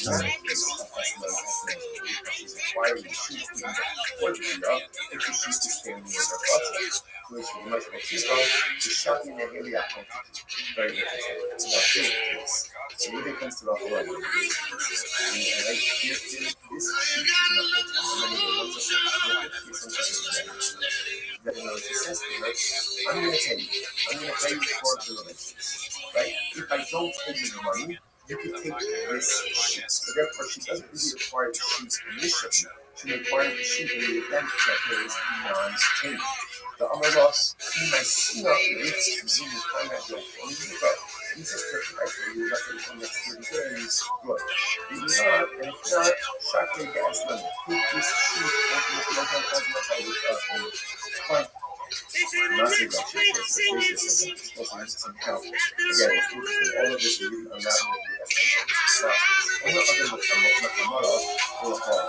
Let's say you base employees not exactly the same. They say that this pain. Now, the right ultimately again is extreme, and I should take out the fear. But okay, what's happening on the other? These workers are non-Jews, or they're unrealized, which is unlearning Jews. The thousands of unlearning Jews. They're studies in the small. And he says to them, well, who the it would be myself? So should be myself. Right? So what's the outcome? The inner Oshish, okay, so that's the point. So he goes in and says to them, I'm paying you, right? And essentially, don't use this money to try to purchase for yourself food and drink. What's that? Depending on stuff. I'm not going to whatever it is. You can't get shit like here's money, go and trade, go and so okay, we have to process. The inner Oshish, to do this, inner Oshish, we don't have to worry.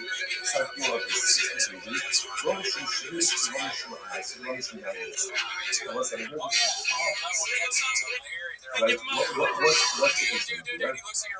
The Gemara says that halacha myself, he's giving them money. Now, because it's an apple or Aretz, yes, he's going to be apple is going to go by money. Yes, right? Or maybe ultimately again, the Aretz is going to buy fruit or my sashimi produce to pull out that of the he doesn't actually why does he have to do this? Because essentially he's giving them the money and he's saying, cover up, here's money. Because you do not essentially, it's not on him. Whatever they do, they do. That was bad.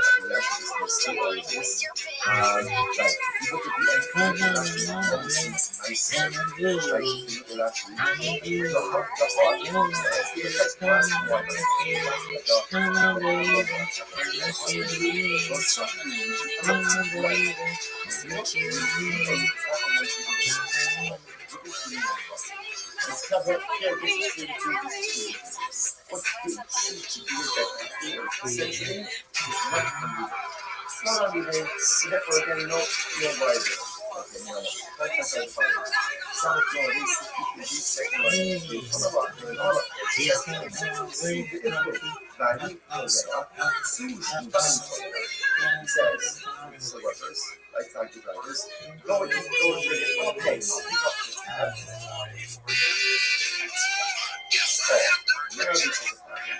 We should return seriously to 1929. Then you have the then you have a problem. Now you set with the time for it. הביטוי לוקח האיסי מהקילו, אנחנו מסורת נתונים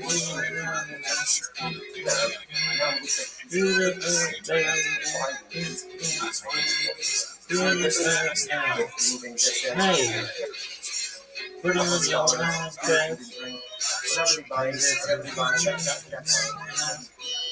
If he says, go and just then also looking again that is purchasing and providing these places almost it wasn't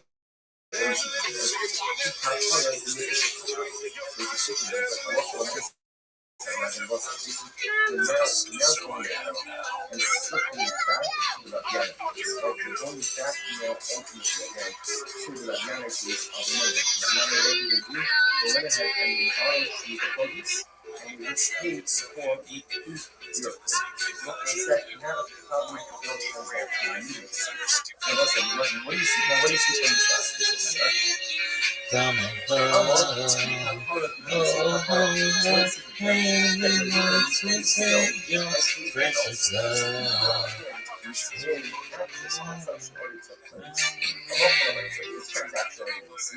he is considered to be paying for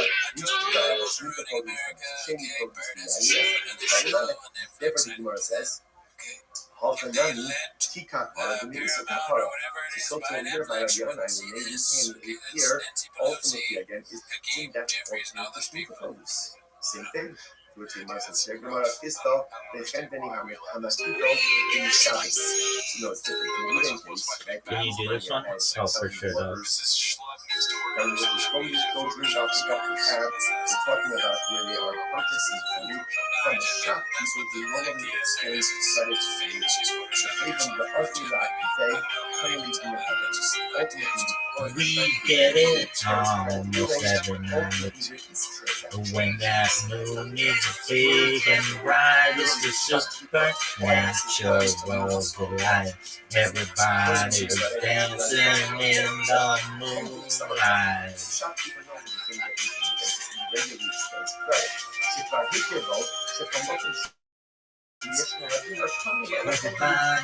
Everybody here is out of sight.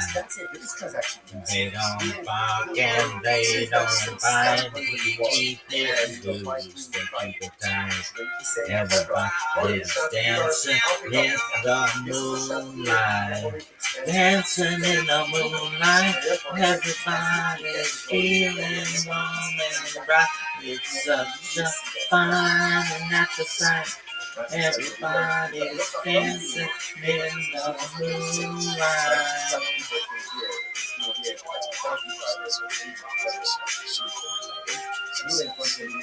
We like our fun, we never fight.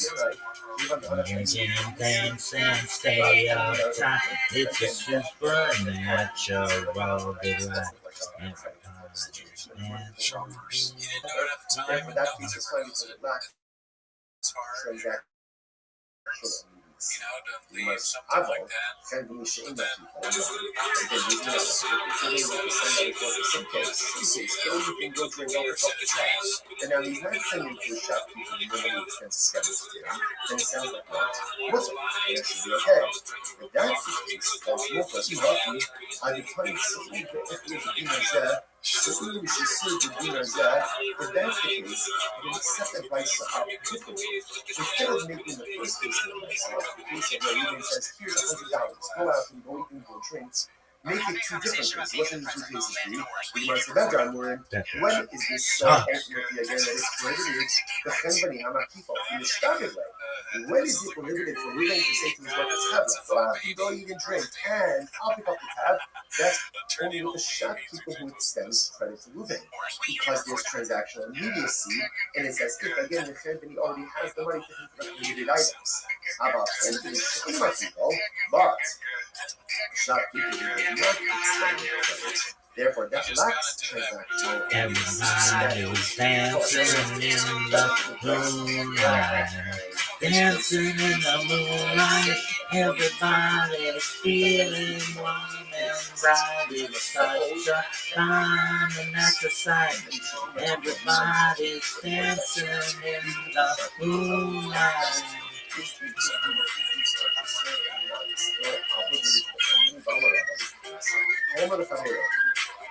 Because it says to his son,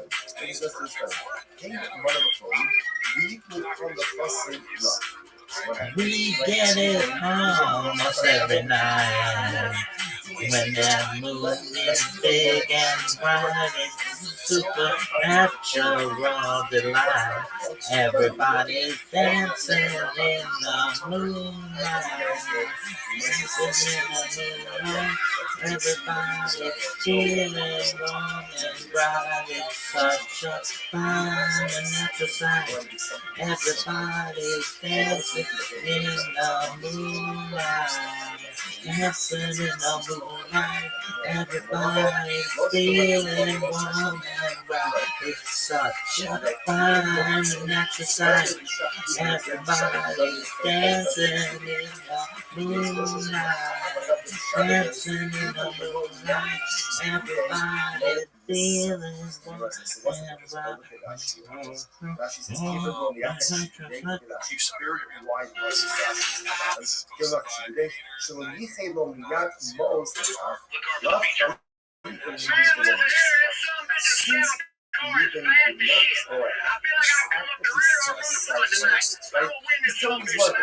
Go out, go and drink. Since you know the find the life, right? You know specific life, therefore, again, that lacks transactional. Because it does שלא ייחי למוז לכך לאו חליק אנינו ולא מצווה. I'm sorry. The Gemara says, "Elahacha amay choshish." So that's the case ultimately again. So what do we need to be concerned about? Mishum shlius. So the Gemara says, "Ha no So ultimately again, he says the Gemara. Ultimately again, what do you have to be concerned about? Elahacha amay choshish. Mishum shlius. What do you have to be concerned about? Halacha amay that perhaps again shliach produce.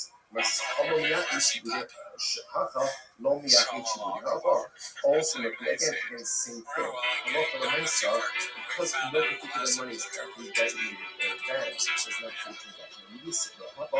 transaction. What's the case? The case over here is where the Balabang is advanced. Okay, so this changes everything. Shines out from the stony ground. Space to live in this town, and out of God. We are ultimately, again, when Christ says, The reason you have to stand is every star. I'm not moving anywhere. You're gonna be found a friend. So there's no extension of credit. In other words, Get you out of this place. It's something you should learn that in the beautiful grace. Beautiful day. A beautiful day. You really get away along the road. If you have no destination, you're alone. There is no imagination nowadays. Even if it doesn't mean true, he's been all over, and he's been all over you. Go ahead and drink. I will pay. I will pay you to sell it as a pay. Rather, what should it say? You should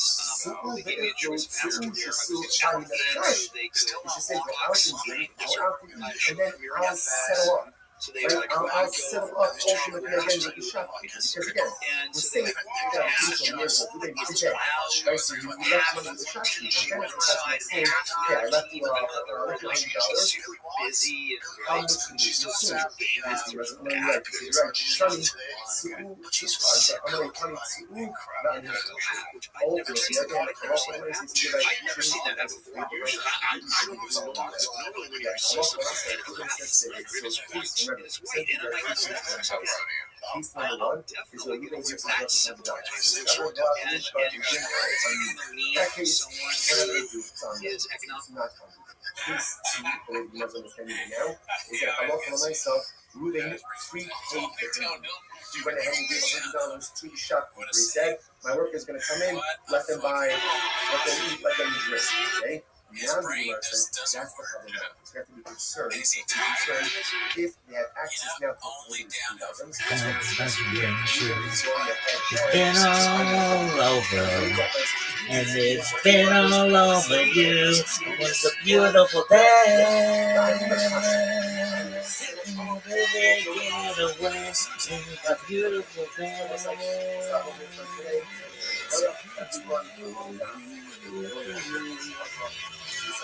Touch me, take me to the other place. Raise me now. I know I'm not hopeless case.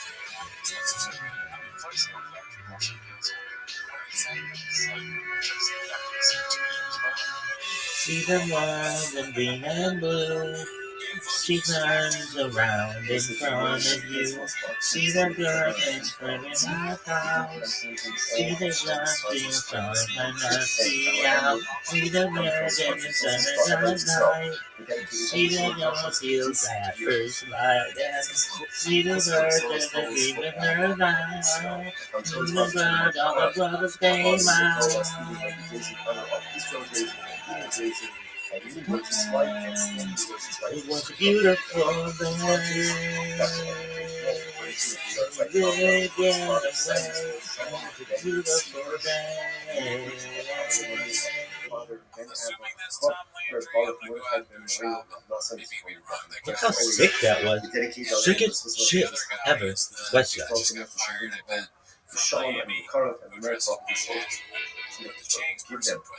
that?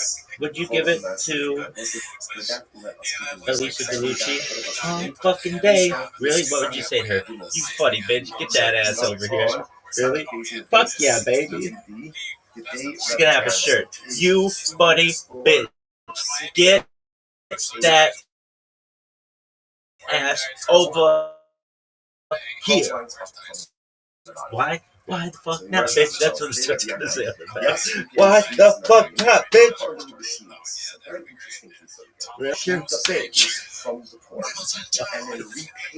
Because she's funny. If you're funny, I'll give you a fucking nickname, you hoe. Why not? It's hilarious. That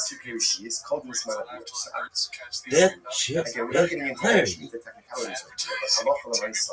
You can go ahead and lend or borrow, not commerce. Dog, do this one. This is a big song. While it's still But can you do the fucking drums to it? That's gonna be difficult. I'm in love with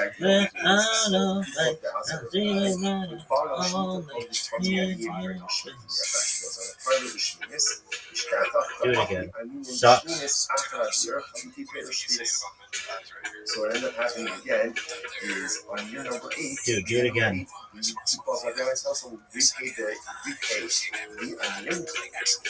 Ultimately again with this new produce, 8-year produce. So between the six, so people mention this. Every breath you take, every move you make, every bond you break, every step you take, I'll be watching you. Every single day, every word you say, every game you play, every night you stay, I'll be watching you. Oh, can't you see, you belong to me. On a full holiday, with every step you take, and every move you make, and every vow you break, every sound you fake, every night you stake, I'll be watching you. Search you goes, I'm in lost without a trace. I'm dreaming that I can only see your face. I look around and it's you I can't replace. I feel so long and I long for your embrace. I keep calling, baby, baby, please.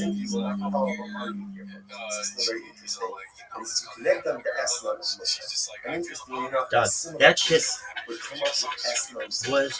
sick.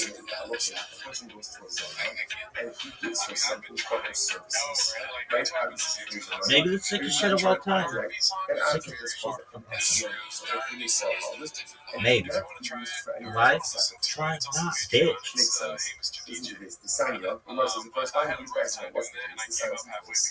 Rice says, no so marvel about it.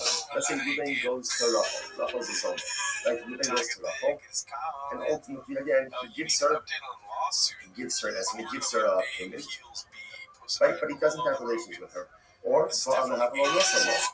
has relations with her but doesn't pay her anything. What's the halacha? Esmana mukta.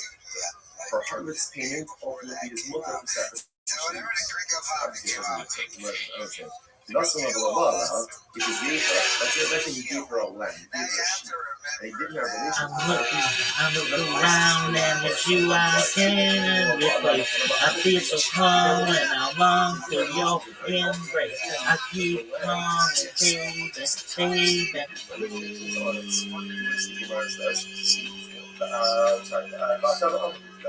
The soup pretty much said things, but allow all this, you have relations with her.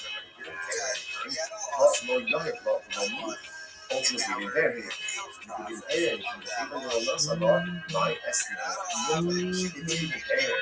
And what's the meaning of this thing from right? So that's what I'm also the rest of the estimate doesn't make any sense. Was hello, that is what it means to say. Oh, can't you see you belong to me? Wonderful heartache with every step you take, every move you make, Right? every bow you break, every smile you fake, every flame you stake. I'll be watching you. Every move you make, every step you take, I'll be watching you. Some type of sacrificial or tempting. So watch this. So most eloquent. No solo. If you gave it a sheep, what does it mean? Rashi says, Achshav Elo.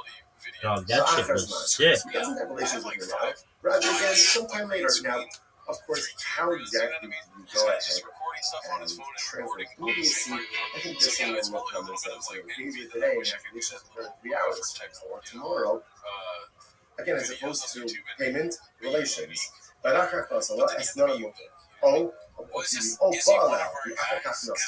Or for that matter, he has relations with her. Well, here's what I'll reach to this, because every day, ultimately, I am on a conference call with podcast radio, Elephant Graveyard, Therefore, two lazy to try an American that man. essentially, We talk about in here, order for something to be categorized I'm not as there. an Islam zone, that has to be You're there. transactional. And we talk about the state of Once the comedy, transactional immediacy, in other words, payment relations, then the land sheet for payment has the status ultimately again of a harvest game. Should we have unique on this call? And it was like, so remember, Don't go changing, that was try and please me.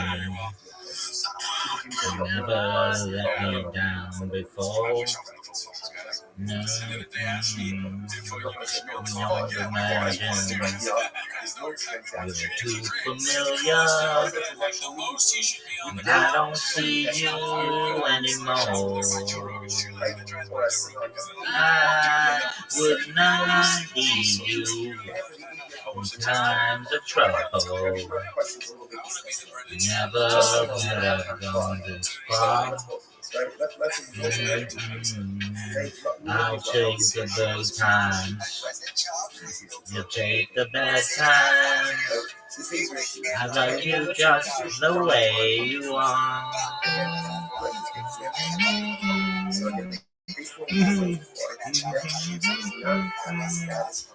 Go shining, some new fashion.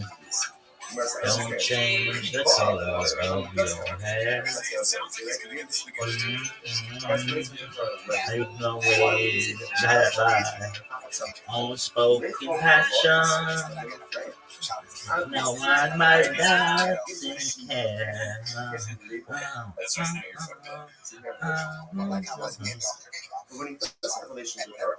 Shit is baller. Is this the most baller shit of all time? Dog, I'm gonna just be honest with you.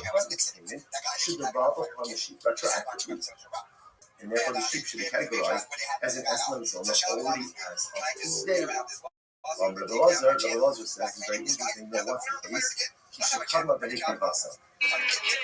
This is very interesting. What happened? Zona,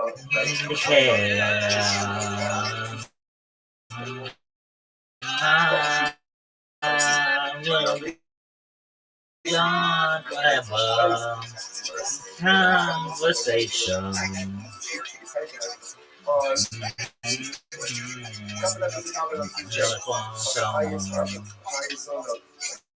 I can talk to.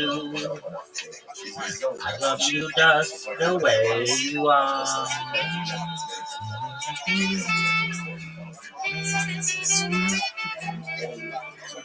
Need to know that you will always be The same old someone that I knew. Oh, what will it take till you believe in me? The way that I believe in you. I said I love you, that forever. Which I promise from the heart. I don't love you any better. I love you just the way you are. With all of the hypocrisy, with all of the contradictions, such is the nature of life. But it is important for us not to lose faith in ourselves. That shit was the most baller fucking shit of all time, dog. Do you recognize how sick this bullshit is? Do you recognize? Do you recognize? It's a pleasing aroma. Because at the end of the day, no one knows our inner contradictions and struggles from other. And when we still push forward to do good, despite all the things that are broken, sometimes that's the pinnacle of human accomplishment. In any event, so the Zona offered up the carvings. About the time the relations occurred on Wednesday, the animal was already gone. She already offered it up. So I was like, okay, let's analyze this. Let's unpack this. Okay. AEW, what's the key? The Amrullah community if he said to the Zona, gives her the lamb on Tuesday and says, this is yours as of today. Right? Acquire this as of today. Right? Then, halacha is a cheaper the sharila. Right? The halasa b'shas u'matara ba'amadu b'yah. So then obviously it's multiple, right? Because she has title to it. It can't be categorized as an S-judge on Tuesday. So I'm out, Virginia. Don't let me wait. The good girls will want to wait. Oh, but sooner or later you come down to fate. I might as well be the one. With it showed you respect you, told you to pray, built you a temple and locked you away. Well, but they never told you the price that you paid. You didn't like have done. Long live good die young. That's what I say. Only the good die young. Only the good die young. Might have heard I run with the dangerous crowd. We ain't too pretty, we ain't too proud. We might be laughing a bit too loud, but that never hurt no one. So come on, Virginia, show me a sign. Send me a signal, I'll throw you a line. A stained glass curtain you're hiding behind. Never lets in the sun. Only the good die young. Oh, oh, oh, oh, oh. Only the good die young. Only the good die young.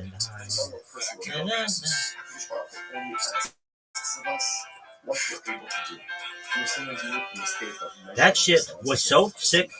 Most baller shit of all time. Perhaps the most baller shit of all time. For Rizzy? For Shizzy, my Nizzy? Really? Oh, for sure, motherfucker. But who says you can measure up to someone else? You don't know what those person's footballs are, their abilities. But if only asks you to be makdish, that I am only the good die young. You got a nice white dress and a party on brand new soul. And a price of gold. And didn't give you quite enough information. You didn't count on me. Did you count it on your rosary? For those who can wait, life and eternity, and I say name. I'd rather laugh with the sinners and die with the saints. Sinners are much more fun. No, it only the good die young. Oh, man. No, only the good die young. Only the good die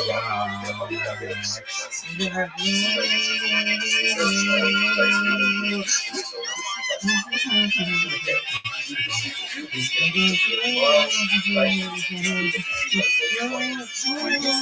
the gym, it was a reputation. You never cared for me. She didn't say a prayer for me. Oh, come out. Virginia, don't let me wait. Yeah, the girl's so much too late. We're doing this because you can remember this all happened with this Shemitah transaction. The idea that's kind of happening over here is that something can only be best in committed status when there is a level of transactional immediacy. So now we see that by the Shemitah case, and ultimately we see it by the Esnon zone and by the Harlequin case as well. I think we're just get filled into this Harlequin case. So right about so let's start. Same thing. Ruben gives Ruben Zona the sheep on Tuesday. The Bia is scheduled for Wednesday. On Tuesday, she goes in and she's makdishit. She consecrates it. She didn't offer it up as a carbon. And she's makdishit. So what's the status now of the animal? Mahu. Kevon da Amamar, Amirasolo Gavok, Nisulaso Gavok, Kiman Daki Vasidami. So do we say that essentially making something hektish is the equivalent of offering it up? In other words, Tuesday says that we're going to be pledging something to hektish. For the longest time. So therefore, for the longest, if you say goodbye to me tonight, I'll be still be music left to run. I do. I'm so inspired by you. That hasn't happened for the longest time. Oh, our innocence was lost. Well, I know that happiness was lost. On me when you put your arms around me. That hasn't happened for the longest time. Whoa, for the longest time. Whoa, for the longest time. That's what you're hearing in your heart. And the greatest miracle of all, that's how you need you, and how I needed me too. That hasn't happened for the longest time. That if she is not the sheep, that the animal is still in existence at the time that the Bria occurred, perhaps the animal would now be called an Eslam Zona. Much the Gemara says, no, the Rabbi Lazar can say to me by it. The truth is, this Shaila is not a Shaila of Lazar himself. So the Gemara says, no, Mifsha Pshita Rabbi Eliezer, the Akivasa, Dafka, Baki Shasa, Lo, the Isa Bishasbio. Rabbi Lazar said that the only time it doesn't become an Eslam is when the animal is offered up for the Bia. And by the time the Bia occurs, the animal is no longer here. But perhaps again, if she was just makdish, she can't say for herself, the animal is being categorized as an Eslam Zona. Oh, dear love, if we lost a Pshitale, we shut from the Sakale. Or maybe no, maybe obviously she offered it up and it's totally the longest time. Maybe this won't last very long.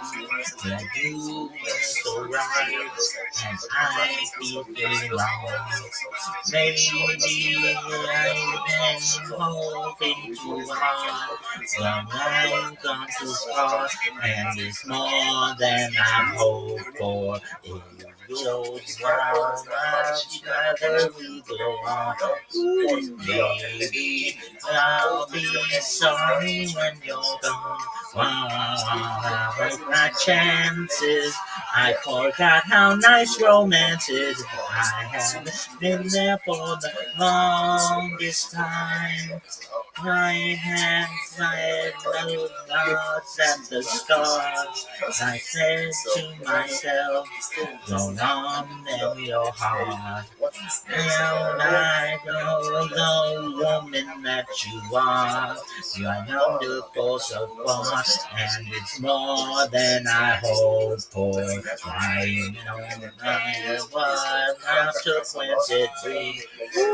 I have been no fool for lesser things. I want you so bad. I hope you're not to know that I intend to hold you for the longest time. The Rabbi says if a woman has relations with his son, and then he pays Did this shit not 3 years later, go? 3 years later, some people pay all of the bills late. Right? So he pays her Oh, late, that was right? sick as 3 years fuck. later, it's still called the harvest. And it will still be awesome. So what's in that country? Right? That because the Paul has on the 62b said that if there's relations and then payment, that's not an estimate. Here the Gemara says if there's relations, even if this number, ultimately it is still usher, and I'm not going to eat stuff, I'm not this one. It's not a contradiction. Hada Amar is Ba'ali Li, is Ba'ali Li, the Tawas, yeah? Hada Amar is Ba'ali Li, the Tawas Stam. So let's say this is very interesting. Ultimately, again, one case of relations between for this sheep, and he identified the sheep, versus a relations between for a sheep. Rashi, the Talazah, so ultimately, again, the person who identified the sheep, She don't want to be saved, don't save her. She don't want to be saved, don't save her. She don't want to be saved, don't save her. She don't want to be saved and real love. Nothing in real love. Alright, so let's analyze it a little more. The Amar is how much that my understand. So let's analyze this, right? So now it's Wednesday. He says, Revelations he says, Revelations looking for this sheep. Now, again, he doesn't care for 3 years. Now, look at his phone, it has the status of a hundred. Just because Chasing them. doesn't make it so. In order for it to be first, one has to happen.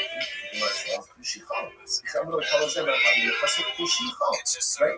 Remember, livestock, animals are part of the possession. Which the Gemara says, so I want to stop other little tiny things. Okay, and I think it's actually interesting. And ultimately, the definition does only agree by Jews. So apparently, again, by a non-Jew, they don't need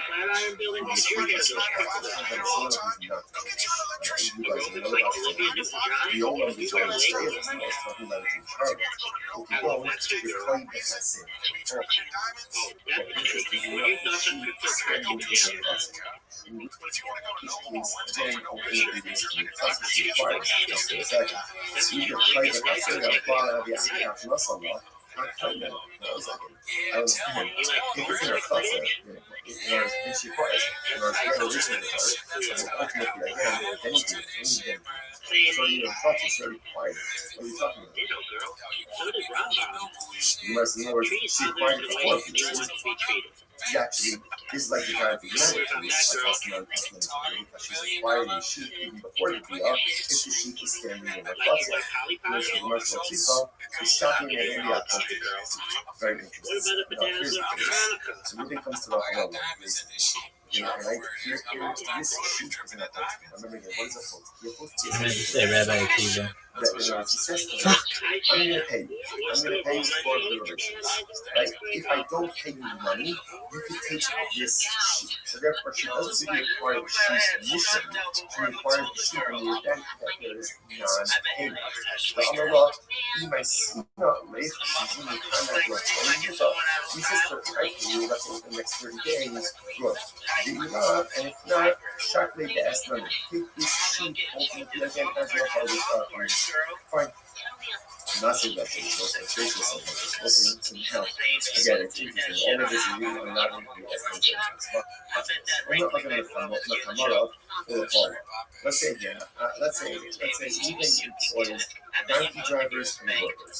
Okay, so now he's paying. Now, the way ultimately, again, he's paying, and Rashi points out over here, Rashi, these workers are non-Jews or they're Amir. It's just unlearning Jews.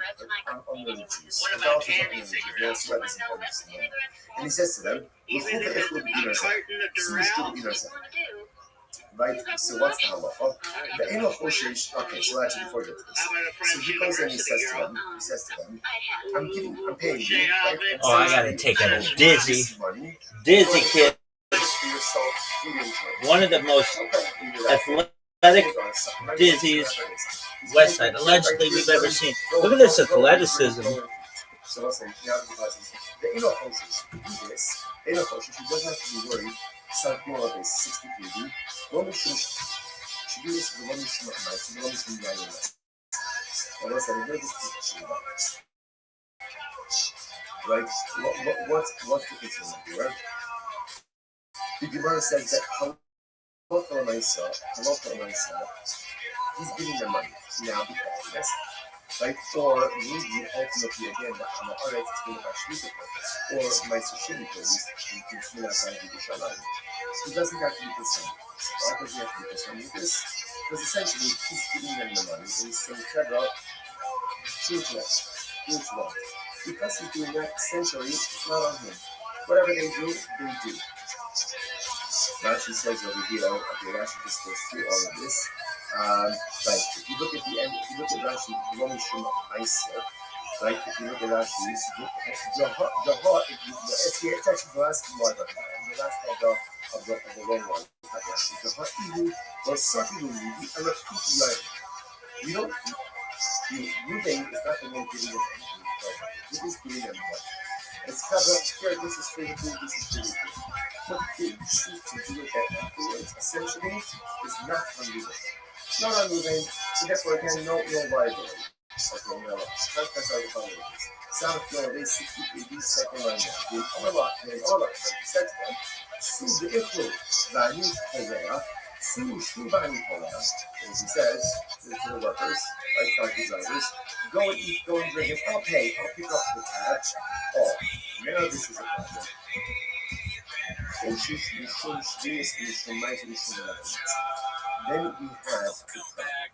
we have a problem. Now, why is that? We did actually get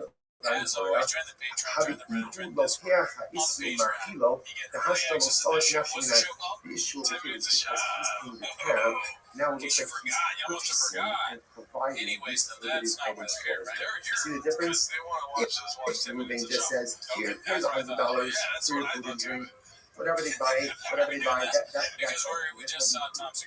if he says, go eat, go drink, I'll pick up the tab, then also looking again, that is problematic because it is he is purchasing and providing these potentially prohibited items for his almost, what do you see from there?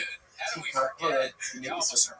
So to see from there is that Allah for the Isa, not going to go there. We're now going ahead and circling back to the Rabiana case. Right? We're going back now ultimately again to the Rabiana case of remember. Rabiana, what did they do?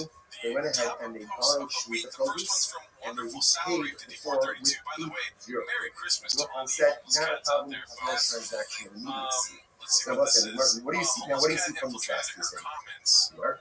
Amo, he kapara, the maybe sir kapara. So what do you see from here? That when Ruvain pays the bill, right, pays the bill, so even though again he's paying after the consumption order takes place, Allah so there is transactional immediacy, and he is considered to be paying for these Shemitah produce and the Sheni produce and the Ayunas, and it's problematic. Therefore the Gemara says, Halchanami, he kapara, the maybe sir kapara. So by that and maybe here, ultimately again, isn't that also for Shemitah produce? Same thing. The Gemara pissed off, and Anthony Hamakuto in Mishkabos. No, it's different. In the Ruben case, right, he's going ahead telling the workers, go drink, I'll pick up the tab. We're talking about where they are purchasing food from a shopkeeper who normally extends credit to you. Even the Orthodox today plainly ultimately because the shopkeeper normally extends credit to you, ultimately there is transaction.